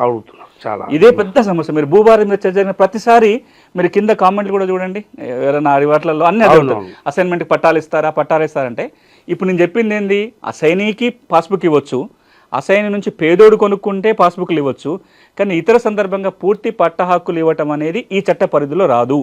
పక్కనున్న కర్ణాటక రాష్ట్రం చట్టాన్ని మార్చుకుంది, గత సంవత్సరం ఆంధ్రప్రదేశ్లో మారింది. తెలంగాణలో చర్చ ఏంటంటే ఈ 25 లక్షల ఎకరాల అసైన్మెంట్ భూమికి పట్టా హక్కులు ఇవ్వాలి అని. దాని మీద ఇంకా ప్రభుత్వం నిర్ణయం తీసుకోలేదు. ఆ నిర్ణయం కనుక తీసుకుంటే అప్పుడు పట్టా హక్కులు వస్తాయి. ఓకే, నిర్ణయం తీసుకుంది అంటే ఎట్లా? పిఓటి చట్టపరిధి. ఇప్పుడు దీని మీద 2 భిన్నాభిప్రాయాలు ఉన్నాయి. ఒక అభిప్రాయం ఏంటంటే అసైన్మెంట్ భూములు ఇచ్చి తరాలు గడిచిపోతుంది కదా, అప్పటి పరిస్థితుల్లో అమ్మకూడదని నియమం పెట్టడానికి ఒక అర్థం ఉంది. ఇప్పుడు వాళ్ళ ఇంట్లో ఏదైనా అవసరానికి అమ్ముకోవాలన్నా అమ్ముకోలేకపోతున్నారు, వాళ్ళ భూమి విలువలు తగ్గిపోతున్నాయి. కాబట్టి పక్కనున్న భూమి పట్టా భూమి అయితే ₹1,00,000 పోతుంది, అసైన్మెంట్ భూమి అంటే ₹1,00,000 కూడా అడగట్లేదు. కాబట్టి ఈ 25 లక్షల ఎకరాల భూమికి పట్టా భూమిగా మార్చాలి అని ఒక డిమాండ్. దానికి కాదనే వాళ్ళు ఏమంటారంటే ఈ అసైన్మెంట్ భూములు ఎక్కువగా ఉన్నాయే ఎస్సీ ఎస్టీ వాళ్ళ దగ్గర, ఎక్కువ భూమి వాళ్ళ చేతిలోనే ఉంది, మీరు అమ్ముకునే హక్కు కనుక ఇస్తే ఆ కొద్ది భూమి కూడా వాళ్ళ చేతిలో మిగలదు, కాబట్టి పూర్తి అమ్ముకునే హక్కు ఇప్పటికి కూడా ఇవ్వకూడదు అని కొంత వాదించే వాళ్ళు ఉన్నారు. ఈ 2 భిన్నాభిప్రాయాల మధ్యలో ఇంకా ప్రభుత్వం ఏ నిర్ణయం తీసుకోలేదు. ఓకే, మీరు చెప్పిన అంశాలలోనే రిజిస్ట్రేషను మ్యూటేషన్ చేయించుకోవాలి అంటే సర్వే చేయించుకోవాలని అంటున్నారు. ఒకవేళ మరి ఇదంతా ప్రక్రియ జరగాలంటే సర్వే ఎవరు చేస్తారు? ఒకవేళ సర్వేలో ఇబ్బందులు వస్తే రిజిస్ట్రేషన్ మ్యుటేషన్ ఆగిపోతుందా? ఇలా రెండు అంశాలు. ఒకటి, మ్యాప్ ఎందుకు పెట్టాల్సి వచ్చిందో మనం మాట్లాడుకున్నాం. రిజిస్ట్రేషన్ కంటే ముందు, మ్యూటేషన్ కంటే ముందు సర్వే చేయాలనే నియమం ఇప్పటిదాకా లేదు. కొత్తగా భూభారతి పెడుతుంది. పెట్టి ఏమంటుందంటే ఈ సర్వే మండల్ సర్వే చేయాల్సిన పని లేదు. ఇప్పుడు మనకు ప్రతి మండలానికో 2-3 మండలాలకు ఒక మండల్ సర్వేయర్ ఉన్నాడు. ఈ మండల్ సర్వేల కొరత ఉంది, వాళ్ళని సర్వే చేయమని అడగట్లా. రిజిస్ట్రేషన్ మ్యూటేషన్ జరిగిన తర్వాత రోలు మండల్ సర్వేది వస్తుంది. రిజిస్ట్రేషన్ మ్యూటేషన్ ముందు మ్యాప్ తయారు చేసే బాధ్యత ప్రభుత్వం లైసెన్స్డ్ సర్వేయర్ల మీద ఉంచబోతుంది. ఎవరు ఈ లైసెన్స్ సర్వేయర్లు అంటే, ప్రభుత్వం సర్వే అకాడమీలో 1 సంవత్సరం పాటు శిక్షణ ఇచ్చి వాళ్ళకు ఒక లైసెన్స్ ఇస్తుంది. అంటే వాళ్ళకి అర్హత వస్తుంది సర్వే చేయడానికి. 2003లో ఈ విధానం వచ్చింది, లైసెన్స్ సర్వేల విధానం. కానీ పెద్దగా దానిలో ఉపయోగించుకోలే. ఈ రోజుకి తెలంగాణలో 1000-1500 మంది దాకా లైసెన్స్ సర్వేయర్లు ఉన్నారు. ఇప్పుడు ప్రభుత్వం ఏమంటుందంటే రాబోయే రోజుల్లో మరొక 6000 మంది లైసెన్స్ సర్వేలను తయారు చేయబోతున్నారు. ఆ మేరకు ట్రైనింగ్ కోసం అప్లికేషన్ కాల్ఫర్ చేశారు. ఈ 6 నుంచి 8000 మంది సర్వేయర్లు ఉంటే ప్రతి మండలంలో 3-4 ఉంటారు. వీళ్ళకి దరఖాస్తు పెట్టుకుంటే వాళ్ళు చేస్తారు ఈ పని. సో ఇది మండల సర్వేయర్ పని కాదు. 500 రూపాయలు 1000 రూపాయల ఫీజు ఉండి చేస్తారు. ఇక్కడ ఇబ్బందులు 2 సమస్యలు వస్తున్నాయి. ఒకటి, ఈ లైసెన్స్ సర్వేయర్ కొలవడానికి పోయినప్పుడు పట్టదారు పాస్ పుస్తకంలో ఒక నెంబర్ ఉంది, తీరా కొలవడానికి పోతే ఆ నెంబర్ వేరే దాంట్లో వస్తుంది. పూర్తిగా వేరే దాంట్లో రావటము, లేదా కొంత నెంబర్ ఈ దీనిలో ఉండి కొంత వేరే దాంట్లో వచ్చినప్పుడు ఇప్పుడు ఈ సర్వే ఎట్లా చేస్తారు, రిజిస్ట్రేషన్ ఇబ్బంది అవుతుంది కదా అని ఒక అనుమానం వస్తుంది. రెండోది, గెటు తగాదాలు ఉన్నాయి. దీనికి చట్టం ఒక మార్గం, దీనికి గైడ్లైన్స్ కూడా రాబోతున్నాయి. ఈ చట్టం కూడా ఏమందంటే రూల్స్లో కూడా ఒక మాట చెప్పారు, ఈ లైసెన్స్ సర్వేల వ్యవస్థ తీసుకొస్తున్నప్పుడు పూర్తి గైడ్లైన్స్ వస్తాయి. కానీ ప్రిలిమినరీగా అనుకున్నది ఏంటంటే అసలు ఈ సమస్య రాకుండానే ఒక జాగ్రత్త ఉంది. అదేంటంటే ఈ సర్వేకి పోయినప్పుడు, అంటే లైసెన్స్ సర్వేయర్ భూమిపై కొలవడానికి పోయినప్పుడు ఆ భూమి నెంబర్ ఏంది ఏది చూడట్లా. ఆయన ఏం చూస్తాడు, మీరు అమ్ముతున్నది ఏంది, ఆయన కొంటున్నది ఏంటి. మీ హద్దులు అయితే మీకు తెలవాలి కదా. ఇప్పుడు నాకు 4 ఎకరాల భూమి ఉంది, అందులో 1 ఎకరం నేను వేణుగోపాల్ గారికి అమ్ముతున్నా. నేను ఏం అమ్ముతున్నానో మీరేం కొంటున్నారో మీరు తెలియకుండా కొంటే ఎట్లా? కనీసం మన ఇద్దరికైతే తెలవాలి కదా. మీరు హద్దులు చూపిస్తే ఆ లైసెన్స్ సర్వే ఆ హద్దులనే కొలుస్తాడు. కొలిచి ఇది జియో రెఫరెన్స్ మ్యాప్ వస్తుంది. అంటే అక్షాంశాలు రేఖాంశాలు ఫిక్స్ అయ్యి దానికి ఒక కొత్త నెంబర్ జనరేట్ అవుతుంది. ఆ కొత్త నెంబర్నే మనం భూధార నెంబర్ అంటున్నాం. అదే మరి అయితే ల్యాండ్ పార్సల్ ఐడెంటిఫికేషన్ నెంబర్ అనో భూధార నెంబర్ అని అంటాం. ఈ కొత్త నెంబర్ క్రియేట్ అయ్యి ఈ నెంబర్ ద్వారా మీకు పాస్బుక్లో ఉండే నెంబర్ వేరు ఉంటుంది, ఈ మ్యాప్లో నెంబర్ వేరు ఉంటుంది. ఈ మ్యాప్ తీసుకెళ్తే కనుక రిజిస్ట్రేషన్ అయిపోతుంది. ఒకవేళ నిజంగా గెట్టు తగాద ఉందనుకోండి, గెట్టు తగాద ఉంటే ముందు పరిష్కారం చేసుకోవాలి కదా. గెట్టు తగాదలున్న భూమి కొనుక్కుంటే ఎట్లా? సో ముందు ఆ గెట్టు తగాద పరిష్కారం కావాలి. 98% 99% తగాదాలు రావు. ఎందుకు అంటే ఇది కొత్త నెంబర్ జనరేట్ అవుతుంది కాబట్టి వైవర్డ్ కబ్జా కేసులు ఈ నెంబర్లో కొంచెం ఉంది, ఆ నెంబర్లో కొంచెం ఉంది, ఒక ప్రస్తావన రాకుండానే ఈ సర్వే చేయడానికి అవకాశం ఉంది. దానికి పూర్తి విధి విధానాలు రాబోయే రోజుల్లో ప్రభుత్వం ఇవ్వబోతుంది. ఇప్పుడు అంటే ఈ ధరణిలో ప్రతి భూ కమతానికి సర్వే సబ్ డివిజన్ ఉంటుంది. ఆ స్థానంలో భూ ఆధారం ఇస్తానంటున్నారు. ఇస్తే ఎలా, దీని ప్రక్రియ ఎలా చేస్తారు? ఇప్పుడు మనకు భూమికి ఏం నెంబర్లు ఉన్నాయి, survey number sub division number ఉంటుంది. సర్వే నెంబర్కి మ్యాప్ ఉంటుంది కానీ చాలా వరకు సబ్ డివిజన్ నెంబర్లకి మ్యాప్ లేవు. అవన్నీ నోషనల్ సబ్ డివిజన్స్. ఓ 10 ఎకరాల ఒక నెంబర్లో ఉంటే బై 1 బై 2 లేదా బై ఆ ఊ అని రాసుకుంటూ నెంబర్ లేచిన తప్ప వాటికి రికార్డు లేదు. ఇప్పుడు ప్రతి కమతానికి ఒక ప్రత్యేక గుర్తింపు సంఖ్య ఇవ్వాలి అని ఒక నిర్ణయం. ఈ రోజున మీరు ఏ గ్రామం చెప్పి పలానా గ్రామంలో సర్వే నెంబర్ 6 ఏదంటే పట్టదారు ఒక నెంబర్ చూపిస్తాడు, సర్వేయర్ పోతే ఇంకో నెంబర్ చూపిస్తాడు, నాలంటోడు పోయి చూస్తే ఇది కాదు ఇంకో నెంబర్ అని చెప్తుంటాం. దేనికి ఫైనాలిటీ లేదు. కానీ మనం ఈరోజు చూడండి, మనం ఈ స్టూడియోకి వచ్చి మాట్లాడుతున్నాము. ఇక్కడ రావాలంటే మీరు ఒక లొకేషన్ పంపించారు, నేను ఇక్కడ రాగలిగిన. పలానా షామీర్పేట సర్వే నెంబర్ 6 అంటే మీరు పోయి గుర్తుపట్టగలుగుతారా? అది రావాలి అని. అది కనుక వస్తే చాలా వివాదాలు రాకుండా పోతాయి. ఎట్లా జరగాలి అంటే భూమి కొలవాలి, దానికి లాంగిట్యూడ్ లాటిట్యూడ్ ఫిక్స్ చేయాలి, ఒక కొత్త నెంబర్ ఇవ్వాలి. అది ఇచ్చే ప్రక్రియనే భూ ఆధారు లేదా భూదారు లేదా ఎలా land parcel unique identification number అంటాం. ఇది కేంద్ర ప్రభుత్వం దేశవ్యాప్తంగా తేవాలని ప్రయత్నం జరుగుతుంది. తెలంగాణలో ఆ విధంగా ప్రతి భూకమతానికి ఒక ప్రత్యేక నెంబర్ ఇచ్చే వెసులుబాటు మనం భూభారతి చట్టంలో ఇస్తున్నాం. అంటే మీరు సర్వే నెంబర్ కొడితే మనకు ఆ లొకేషన్ రావాలి. అంటే సర్వే నెంబర్ ప్లేస్లో ఇప్పుడు భూధార్ నెంబర్ కొడతాం. సో ఇప్పుడు మనకు సాధారణంగా హోటల్స్ అవి పేర్లు కొడితే మనకు లొకేషన్ వస్తుంది. సో ప్రతి విలేజ్లో ఆ కమతం నెంబర్ కొడితే లొకేషన్ రావాలి. ఈ ప్రక్రియ మీరు చేయబోతున్నాం. దానికి చట్టబద్ధత మనకు భూభారతిలో ఉంటుంది. ప్రతి భూ యజమానికి భూ ఆధార్ ఇస్తామంటున్నారు. అదేవిధంగా ఇప్పుడు సర్వే నెంబర్లతో ఖాతాలతో పట్టా పాస్ పుస్తకాలు ఉన్నాయి. మళ్ళీ అవి ఏమవుతాయి? ఇప్పుడు భూభారతిలో 2 నెంబర్ల గురించి మాట్లాడుతున్నాం. Bhudhaar number, Bhudhaar card. మనం ఇంతకుముందు మాట్లాడుకుందేమో ప్రతి కమతానికి భూదార్ నంబరు. ఒక రైతుకు 4 చోట్ల భూమి ఉంటే 4 నెంబర్లు వస్తాయి. ఇప్పుడు మీకు ఊళ్ళో ఒక 4 చోట్ల పార్సల్స్ ఉన్నాయంటే ఎన్ని కమతాలు ఉంటే అన్ని భూదార్ నెంబర్లు వస్తాయి. అంటే సర్వే సబ్ డివిజన్ నెంబర్ స్థానంలో భూదార్ నెంబర్ వస్తుంది. అది మనం కొత్తగా కొలతలు కొలిసి అక్షాంశాలు రేఖాంశాలు ఫిక్స్ చేసి ప్రతి కమతానికి ఒక నెంబర్ ఇస్తాం. భూదార్ కార్డు ఏంటంటే మీకు ఎన్ని చోట్ల భూమి ఉన్నా ఆ నెంబర్లన్నీ కలిపి ఒక కార్డులో, మనకి ఎట్లయితే ఆధార్ కార్డు ఉందో అట్లాగే భూధార్ కార్డు, ఆ అన్ని కమతాల వివరాలన్నీ కూడా ఒకే కార్డులో వస్తాయి, ఒకటే కార్డులో. దాన్ని మనం భూధార్ కార్డు అంటున్నాం. ఇది పాస్ పుస్తకం స్థానంలో భూధార్ కార్డు. ఇప్పటికైతే పాస్ పుస్తకాలు రద్దు కావు, కానీ పాస్ పుస్తకం ఉన్న ప్రతి వ్యక్తికి భూధార్ కార్డు ఇవ్వాలనే నిర్ణయం ప్రభుత్వం తీసుకుంది. సో పట్టా పాస్ పుస్తకాలకు ఎటువంటి సంబంధం లేదు. ఇది కొత్తగా జారీ అవుతుంటాయి. ఎన్ని పట్టా పాస్ పుస్తకాలు కమతాలు ఉంటాయో భూ ఆధార్ కార్డులో ఉంటాయి. ప్రతి మనిషికి ఒక భూధార్ కార్డు అసలు అన్ని వివరాలు ఉంటాయి. ఇక్కడ మనం అర్థం చేసుకోవాల్సింది ఏంటంటే ఆధార్ కార్డు ఎట్లానో భూధార్ కార్డు అట్లా మీకు ఎన్ని కమతాలున్నా దాంట్లో నమోదు అయిపోతూ వస్తుంటాయి. ఈ భూధార్ కార్డులో కూడా 2 రకాలు ఉన్నాయి. Temporary Bhudhaar card, permanent Bhudhaar card అని 2 చెప్తుంది భూభారతి చట్టం. పర్మనెంట్ భూధార్ కార్డు ఎప్పుడు వస్తుందంటే మీ భూమిని కొలిసిన తర్వాత, అంటే రీసర్వే జరిగి సర్వే రికార్డు వచ్చిన తర్వాత వచ్చేదేమో పర్మనెంట్ భూధార్, అంటే అలా కొలతలు కూడా వస్తాయి. టెంపరీ భూధార్ కార్డు ఎప్పుడు ఇస్తారంటే ఇప్పుడు ఉన్న రికార్డుల ఆధారంగా మీకు ఏ సమస్య లేకుండా పాత రికార్డు కొత్త రికార్డు టాలీ అయ్యి అన్నీ బాగుంటే ఒక టెంపరీ భూధార్ కార్డు ఇస్తారు. ఈ టెంపరీ భూధార్ కార్డులో కొలతలు ఉండవు, కేవలం రికార్డు ఆధారంగా వస్తుంది. దీనివల్ల ఏమవుతుందంటే టెంపరీ భూధార్ కార్డు ఇవ్వడానికి కారణం ఏంటంటే ఇది ఒక మరో రకమైన భూ రికార్డుల ప్రక్షాళన. మీకు టెంపరీ భూధార్ కార్డు ఇవ్వాలంటే పాత రికార్డు ఏముంది, ధరణి ఏముంది, భూభారతిలో ఏముంది, పాతది ఏముంది అన్నీ వెరిఫై చేస్తే అన్నీ సక్రమంగా ఉంటే ఒక కార్డు వస్తుంది. లేకపోతే కార్డు రాదు అంటే సమస్య ఉన్నట్టు కింద లెక్క. సో రాబోయే రోజులలో ప్రతి భూ యజమానికి ఒక టెంపరీ భూధార్ కార్డు, దీర్ఘకాలికంగా ఒక శాశ్వత భూధార్ కార్డు రాబోతుంది. భూభారతి రికార్డులో ఓన్లీ కంప్యూటర్ ఉంటుందా, మళ్ళీ రికార్డులు అంటే మాన్యువల్గా కూడా రికార్డు రాస్తే ఎట్లా నిర్వహిస్తారు? ఇది చాలా కీలకమైన ప్రశ్న వెంకటరెడ్డి గారు. మనం కొంచెం లోతుగా కూడా ఆలోచించాలి. 2004 వరకు మన భూమి రికార్డులు అన్నీ కాగితాల రికార్డులే. అది పహానీ కావచ్చు, 6R1B కావచ్చు, అన్ని కాగితాల రికార్డులే.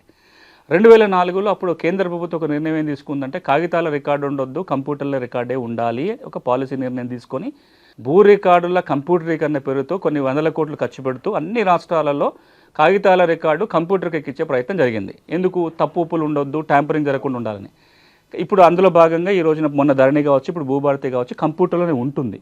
కానీ కాగితాలు తప్పు జరుగుతుంది, కంప్యూటర్లో తెచ్చినాం. కంప్యూటర్లో తప్పు జరగట్లేదా? కంప్యూటర్లో ట్యాంపరింగ్ జరగలేదా? మనం ఎన్ని విన్నాం గత 5 ఏళ్ళుగా. నాకు పాస్బుక్ ఉంది, నా పేరు ధరణిలో ఉంది, తెల్లారి మాయమైపోయింది, ఒక కొంత ఎకరం మాయమైపోయింది. ఎట్లా మనం ఏం చెప్పినాం? థంబ్ ఇంప్రెషన్ పెడితే తప్ప మీ రికార్డు మారదు అని ఒక పక్కన అంటూనే రికార్డులు మారుతున్నాయి. మరి కంప్యూటర్లో తప్పు జరిగితే ఎట్లా అని ఒక ఆలోచనతోటి భూభారతి చట్టం ఏమంటుందంటే ప్రతి సంవత్సరం ఒక్కసారి కంప్యూటర్ రికార్డుని ప్రింట్ తీసి సంతకాలు పెట్టి దాచిపెట్టాలి అంటుంది. కట్ ఆఫ్ డేట్ ఏంది? December 31 మధ్యరాత్రి కట్ ఆఫ్. December 31 మధ్యరాత్రి 12 గంటలకి రికార్డులో ఏది ఉంటే అది ఫీజు అవుతుంది. దాన్ని మనం ప్రింట్ తీసి ఒక కాపీ దాచిపెడతాం.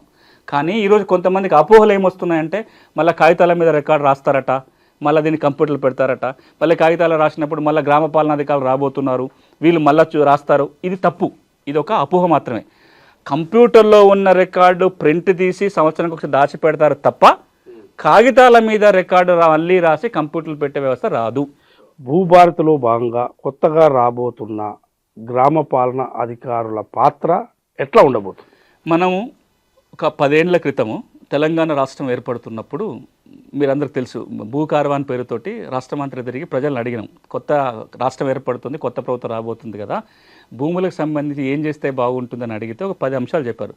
అలా అతి ప్రధానమైనది ఊరికొక అధికారి ఉండాలి, వాడు మా ఊళ్ళో ఉండాలి, అట్లా సగం సమస్యలు మా దగ్గర తీరిపోతాయని ప్రజల అభిప్రాయం.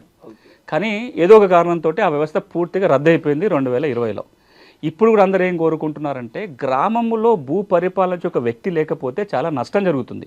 అది ప్రభుత్వ భూముల రక్షణ కావచ్చు, దరఖాస్తు పెట్టుకోవాలంటే పక్కన ఒక మనిషి లేకపోవడం కావచ్చు, చాలా కారణాలతోటి ఈ రోజున ప్రభుత్వం బలంగా నమ్మేది, ప్రజల అభిప్రాయం కూడా ఏంటంటే భూములను చూసే వ్యక్తి కూడా ఊళ్ళో ఉండాలి అనే ఆలోచనతోటి ప్రభుత్వం ఒక నిర్ణయం తీసుకొని గ్రామ పాలనా అధికారి పేరుతోటి మళ్ళీ గ్రామ స్థాయిలో భూ పరిపాలన చూసే వ్యక్తిని తేబోతున్నారు. ఆ ప్రక్రియ జరుగుతుంది.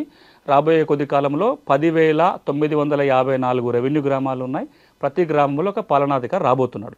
ఇలా పాత్ర ఏముంటుందంటే 2-3 అంశాలు. ఒకటి ప్రభుత్వ భూములు, ఇతర భూముల రక్షణ.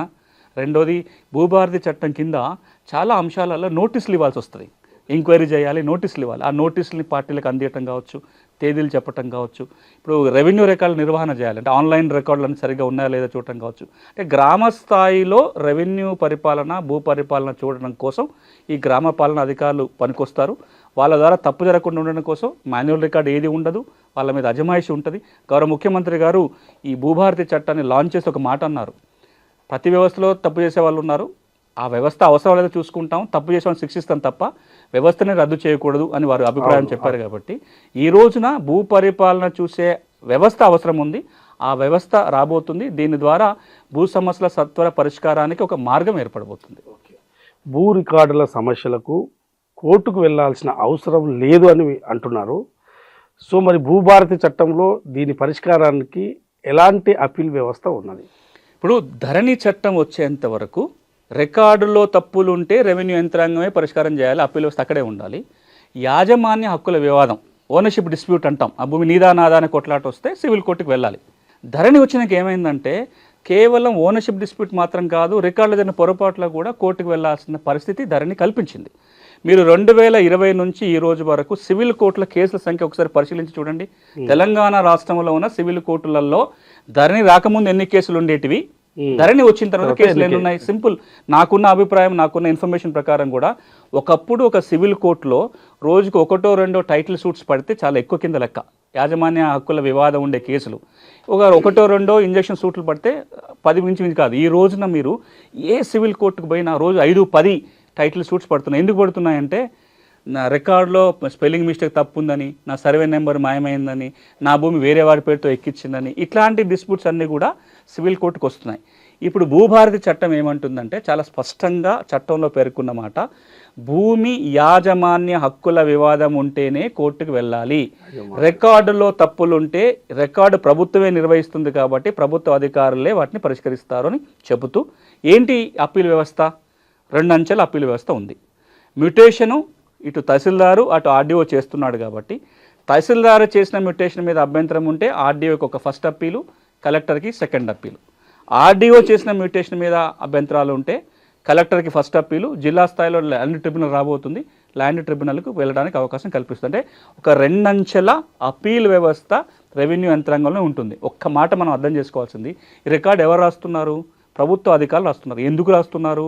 ప్రభుత్వ లెక్కల కోసము, ప్రభుత్వం ఇచ్చే బెనిఫిట్లు అందించడానికి కోసం రాస్తున్నారు. ఈ రికార్డులో ఉన్నంత మాత్రాన నేను ఓనర్ అని గ్యారంటీ కాదు కదా, ఇంకా అట్లాంటి చట్టాలు లేవు.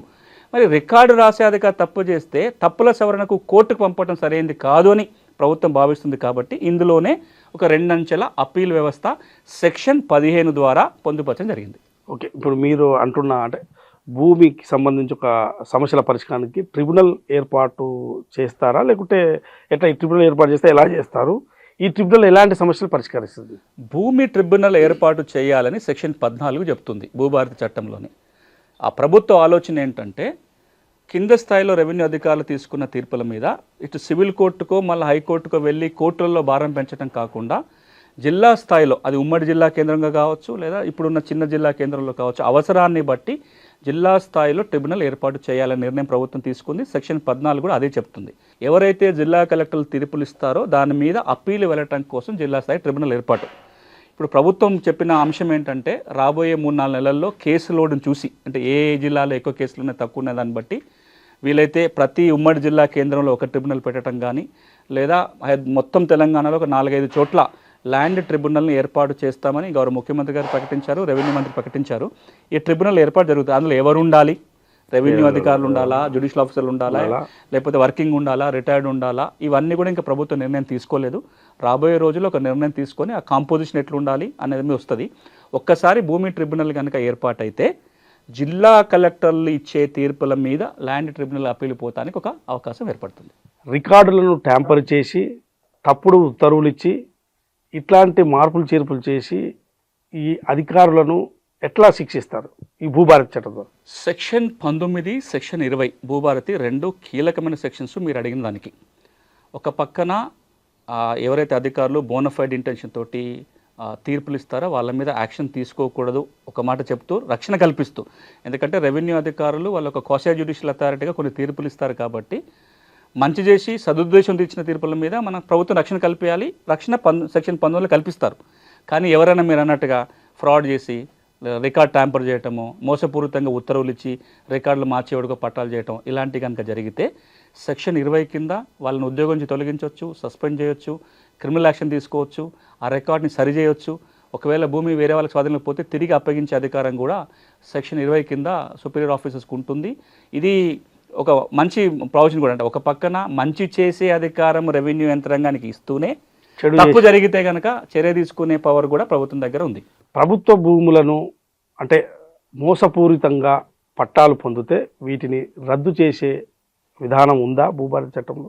ఇది కొత్తగా దీంట్లో తీసుకురావడం జరిగింది. మనం ఈ మధ్యలో ఏం తింటున్నామంటే ప్రభుత్వ భూములకు పట్టాలు చేసుకున్నారని భూదాన భూములు, వక్ఫ్ భూములు, ఎండోన్మెంట్ భూములు, అటవీ భూములను కూడా క్లాసిఫికేషన్స్ మార్చుకొని తప్పుడు రికార్డు సృష్టించుకొని పాస్ పుస్తకాలు పొందిన సందర్భం మనకు చాలా మన దృష్టికి వస్తున్నాయి.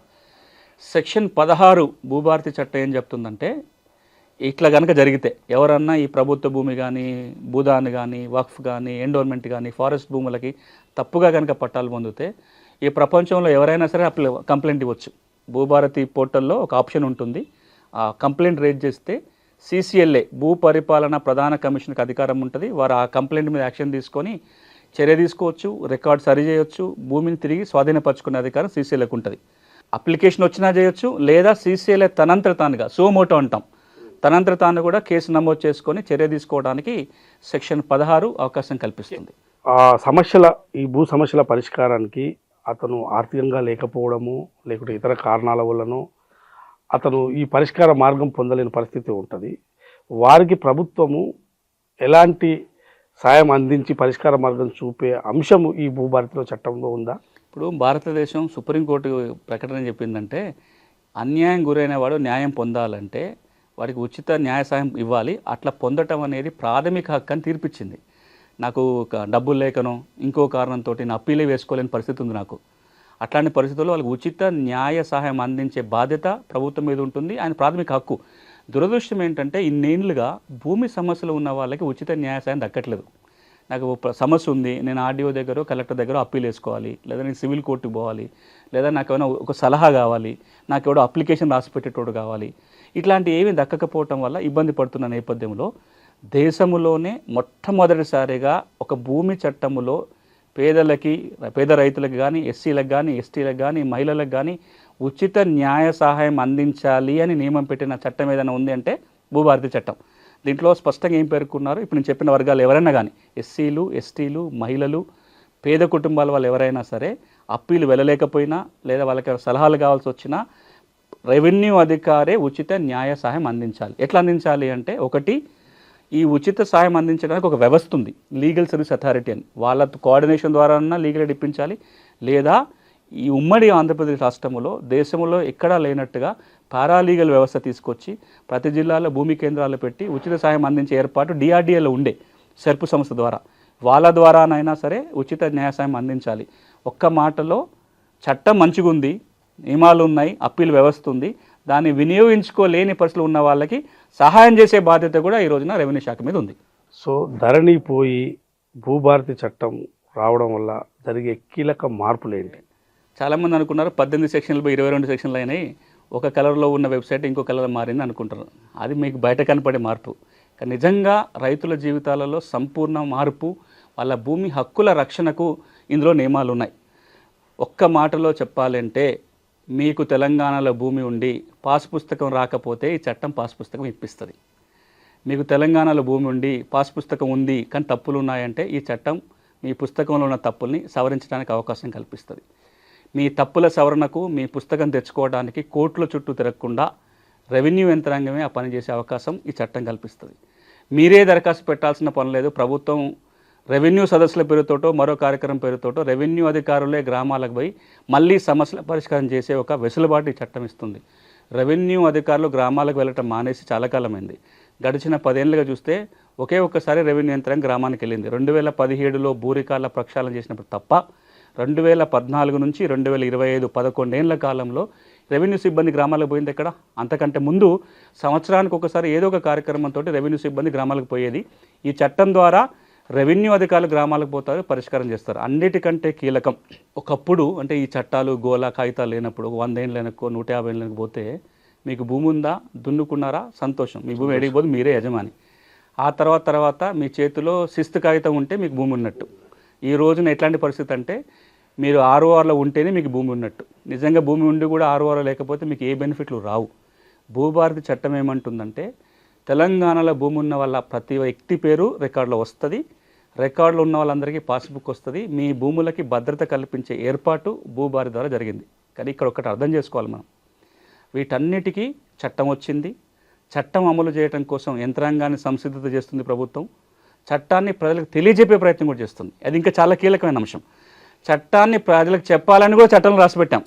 ఎందుకంటే చట్టం ప్రజలకు తెలియకపోతే వాడుకోకపోతే ఇబ్బంది అవుతుంది. ఇప్పుడు జరగాల్సిన ప్రక్రియ ఏంటంటే ఈ చట్టాన్ని రెవెన్యూ యంత్రాంగం పకడ్బందీగా అమలు చేయటం ఒక పక్కన, రైతులు దీన్ని వాడుకోవటం మొదలు పెట్టాలి. ఇప్పుడు నా పొలం దూరం నుంచి ఒక కాలువ పోతుంది, నీళ్ళ కాలువ పోతుంది. ఆ కాలువలో నీళ్ళు నా పొలానికి రావాలంటే నేను ఒక పైప్ వేసుకోవాలి, నా పొలం కాలువ దవ్వుకోవాలి. ఆ నీళ్ళు ఆటోమేటిక్గా నా పొలానికి రావు. భూభారతి చట్టం కూడా చట్టం వచ్చింది, ప్రభుత్వం కృషి చేస్తుంది, మంచి నియమాలు దీంట్లో ఉన్నాయి. దీన్ని వినియోగించుకొని నేను లబ్ధి పొందాలంటే నేను కూడా కొంత తెలుసుకోవాలి, నేను కూడా అడగటం మొదలు పెట్టాలి. మామూలుగా పోయి తహసీల్దార్ని అడగటం వేరు. ఇప్పుడు మనం మాట్లాడిన అంశాలను కనుక చెప్పి పలానా సెక్షన్ ప్రకారం నాకు ఈ సమస్య తీర్చాలని అడిగితే కనుక ఫలితాలు వస్తాయి. సో నేను తెలంగాణ రైతాంగానికి విజ్ఞప్తి ఏంటంటే ఓ చట్టం వచ్చింది, ఓ మంచి చట్టం వచ్చింది, దీన్ని వినియోగించుకొని హక్కుల చిక్కుల నుంచి బయటపడే ప్రయత్నం చేయాలి.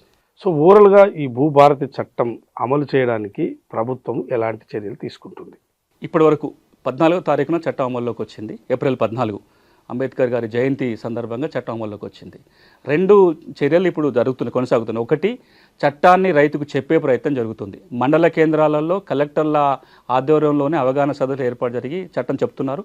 గౌరవ ముఖ్యమంత్రి గారు పర్సనల్గా ఆదేశాలు ఇచ్చారు. ప్రతి జిల్లా కలెక్టరు మండల స్థాయిలో జరిగే సదస్సుకు వాళ్ళు స్వయంగా వెళ్ళటం కాదు, అక్కడ ఉండి ఓ ప్రొజెక్టరో బోర్డో పెట్టుకోవాలి, చట్టాన్ని కలెక్టర్లే చెప్పాలని ఆదేశాలు ఇచ్చారు. మీరు చూశారు, ఒక 15 రోజుల పాటు మండల కేంద్రాలలో కలెక్టర్లే పోయి చట్టాన్ని చెప్పే ప్రయత్నం చేశారు. దానికి తోడుగా ఆన్లైన్లో ఇబ్బంది ఉన్న వాళ్ళు దరఖాస్తు పెట్టేదాకా మనం ఎందుకు చూడాలి, మనమే అంటే ప్రభుత్వమే గ్రామాలకు వెళ్ళి దరఖాస్తులు తీసుకోవాలి అనే ఒక ఆలోచనతోటి రెవెన్యూ సదస్సులు నిర్వహించాలని నిర్ణయం తీసుకొని 4 మండలాల్లో పైలట్ కార్యక్రమం పూర్తయింది. ఇప్పుడు 28 మండలాలలో జిల్లాకు ఒక మండలం చొప్పున పైలట్ కార్యక్రమం నడుస్తుంది.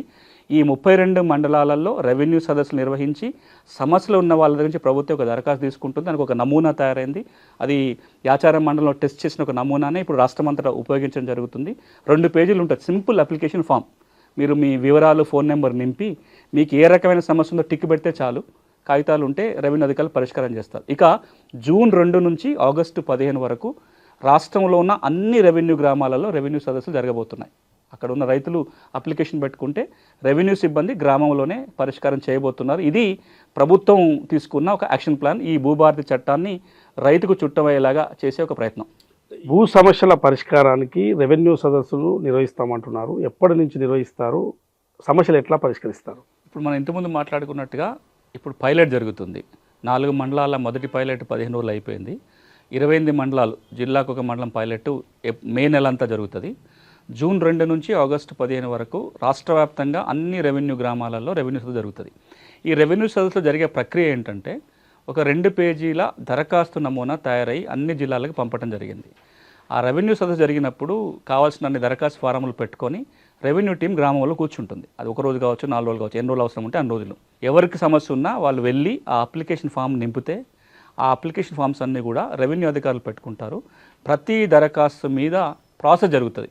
దాన్ని అధ్యయనం చేయటము, నోటీసులు ఇవ్వాల్సి వస్తే నోటీసులు ఇవ్వటము, విచారణ చేయటం చేసి ఆగస్టు 15 నాటికి అన్ని రెవెన్యూ గ్రామాలలో సమస్యలు పరిష్కారం చేసి వాళ్ళ చేతిలో ఉత్తర్వుల కాపీ పెట్టాలనేది ప్రభుత్వ నిర్ణయం. ఆ ఉత్తర్వుల ఆధారంగా భూభారతిలో మార్పు కూడా వస్తుంది. ఇది ప్రక్రియ. మామూలుగా అయితే ఆన్లైన్లో దరఖాస్తు పెట్టుకోవాలి, ప్రక్రియ చేయాలి. ఇప్పుడు ఆన్లైన్లో పెట్టడం కాకుండా ఇది మాన్యువల్గా పెట్టే అవకాశం, ఎందుకంటే రైతుకి ఇది ఈజీగా ఉంటుంది కాబట్టి. రెండోది, మీరు ఆన్లైన్లో దరఖాస్తు పెట్టుకుంటే 1000 రూపాయలు ఫీజు కట్టాలి. రెవెన్యూ సదస్సులలో రూపాయి ఫీజు కట్టాల్సిన దరఖాస్తు అక్కడే ఉంటుంది, మీరు నింపొచ్చు, రెవెన్యూ అధికారి సాయం చేస్తాడు.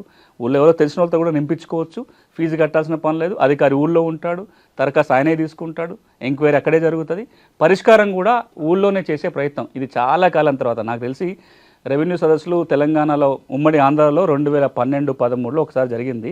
మళ్ళా 13 ఏళ్ల తర్వాత మళ్ళీ రెవెన్యూ సదస్సులు ఇప్పుడు జరగబోతున్నాయి. కొన్ని చోట్ల జరుగుతున్నాయి, మిగతా చోట్ల జరుగుతాయి. మాన్యువల్ ప్రక్రియ ద్వారా పరిష్కారం చేసి అవే భూభారతికి ఎక్కుతాయి. భూభారతి చట్టం తెచ్చే ముందు యాచారం మండలంలో పైలట్ ప్రాజెక్టుగా మీరు చేశారు. మీకు అక్కడ ఉన్న అనుభవాలు ఏంటి, అసలు ఏమి దృష్టికి వచ్చాయి అనుభవాలు ఏంటి అసలు? గౌరవ రెవెన్యూ మంత్రి గారు వారి అనుమతితోటి వారు అడిగితే మేము ఒక ప్రతిపాదన పెట్టాము. మనము ధరణి సమస్యల అధ్యయనం కోసం, అదేవిధంగా కొత్త చట్టానికి ఇది ఉపయోగపడుతున్న ప్రక్రియ అని గౌరవ ముఖ్యమంత్రి గారి ఆదేశాలతోటి లీవ్ సంస్థ తరపున, లీవ్ సంస్థకు అధ్యక్షుడు ఉన్నా, దేశంలోనే మొట్టమొదటిసారి చట్టాన్ని రైతుకు చుట్టం చేయడం కోసం ఒక సంస్థ స్టార్ట్ చేస్తాం. దీన్ని legal empowerment and assistance for farmer society అంటాం. ఈ సంస్థ ద్వారా యాచారం మండలంలో ఉన్న 10 గ్రామాలలో ప్రతి గ్రామంలో భూ న్యాయ శిబిరం పెట్టాం. అంటే మేము మా టీం వెళ్ళి గ్రామాల్లో కూర్చుంటాం. అప్లికేషన్ ఫామ్, మనం మాట్లాడుకున్న అప్లికేషన్ ఫామ్ అక్కడ డిజైన్ అయింది. ఎవరికి సమస్య ఉన్నా వాళ్ళ వివరాలు రాసుకున్నాం. ఇది ఒక నెల రోజుల ప్రక్రియ జరిగింది. అది ప్రతి గ్రామంలో 2 రోజులు 3 రోజులు కూర్చొని దరఖాస్తులు తీసుకున్నాం. తర్వాత మండల కేంద్రంలో ఒక ఎక్స్పర్ట్ టీంని పెట్టి ఈ ప్రతి దరఖాస్తుని అధ్యయనం చేయించినాం. రికార్డులో ఏముంది, అవసరం మీద కాగితాలు కావాల్సి వస్తే మళ్ళీ ఆ వ్యక్తికి ఫోన్ చేసి కాగితాలు తెప్పించుకోవటం, ప్రతి అప్లికేషన్ అధ్యయనం చేసి ఒక రిపోర్ట్ తయారు చేసి ఈ రిపోర్ట్ని మేము రెవెన్యూ అధికారులకు ఇచ్చినాం. అట్లా 10 గ్రామాలలో 2124 దరఖాస్తులు వచ్చినాయి. మీరు ఆశ్చర్యపోతారు, మా దగ్గరికేమో ఆ 10 గ్రామాల్లో 2000 పైన దరఖాస్తులు వస్తాయి.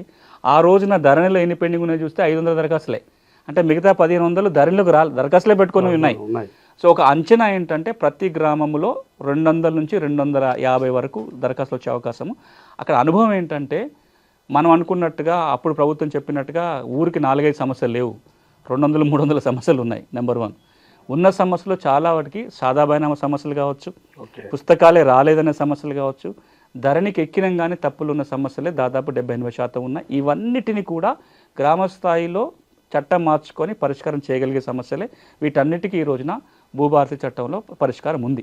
సో ఈ అనుభవం ఇంకొక అంశం ఏం చెప్తుందంటే, గ్రామ స్థాయిలో దరఖాస్తులు తీసుకున్నప్పుడు ఇది అవుతుంది కదా, ఇది కాదు కదా, ఇది కోర్టుకు పోవాలి కదా, ఇది మేము చేయలేం కదా అనే డిస్క్రిప్షన్ అక్కడ వాడొద్దు. ఎవరు ఏ సమస్యతో వచ్చినా ముందు దరఖాస్తు అయితే తీసుకోవాలి. తీసుకుంటే మనకు ఒక అవగాహన వస్తుంది. అందులో మనం ఎన్ని చేయగలిగితే చట్టబద్ధంగా అవి చేయాలి. ఏవైతే చేయలేని ఉంటాయో, ఏవైతే కోర్టుకు పోవాలో వాళ్ళకు కూడా రెవెన్యూ అధికారులు ఒక మెమోనో ఎండార్స్మెంట్ ఇవ్వాలి. పలానా సమస్య ఈ రెవెన్యూ చట్టాల ప్రకారం పరిష్కారం కుదరదు, మీరు కోర్టుకు వెళ్ళండానో పలానా చోటుకు వెళ్ళండి అనే ఎండార్స్మెంట్ కనుక ఇచ్చినట్లయితే రైతులకి కష్టాలన్నీ తీరే అవకాశం ఉంటుంది. ఇప్పుడు మేము చేసిన 10 గ్రామాల ఎక్స్పీరియన్స్ కావచ్చు, మీకు జ్ఞాపకం ఉండి ఉంటుంది. ఎన్నికల కంటే ముందు మేము ఒక 20 గ్రామాలలో రాష్ట్ర వ్యాప్తంగా భూన్యాయ శిబిరాలు పెట్టినాం. అక్కడ అనుభవం అయినా ఇక్కడ అనుభవం ఏం చెప్తుందంటే, ప్రతి ఊళ్ళో 200 కుటుంబాలకు సమస్య ఉంది. ఇప్పుడు భూభారతి చట్టం వాళ్ళ సమస్య పరిష్కారానికి ఒక ఆధారం చెప్తుంది. ఓకే, ఈ భూభారతి చట్టము అన్ని సమస్యలకు పరిష్కారం చూపుతుందా, ఇంకా ఏమైనా చర్యలు తీసుకోవాలా? భూభారతి చట్టం కూడా పోయినసారి ప్రభుత్వం చేసిన ఒక పొరపాటు ఏంటంటే, అప్పుడు చట్టం తీసుకొచ్చేటప్పుడు అన్ని సమస్యలకు ఇదే పరిష్కారం, కొత్త రెవెన్యూ చట్టం వస్తుంది, అన్ని చట్టాలు పోతున్నాయి, కొత్త చట్టం వస్తుంది, ఈ చట్టం కింద అన్ని సమస్యలు పరిష్కారం అవుతాయి అని అప్పుడు చెప్పారు. ఇప్పుడు అట్లా చెప్పట్లా.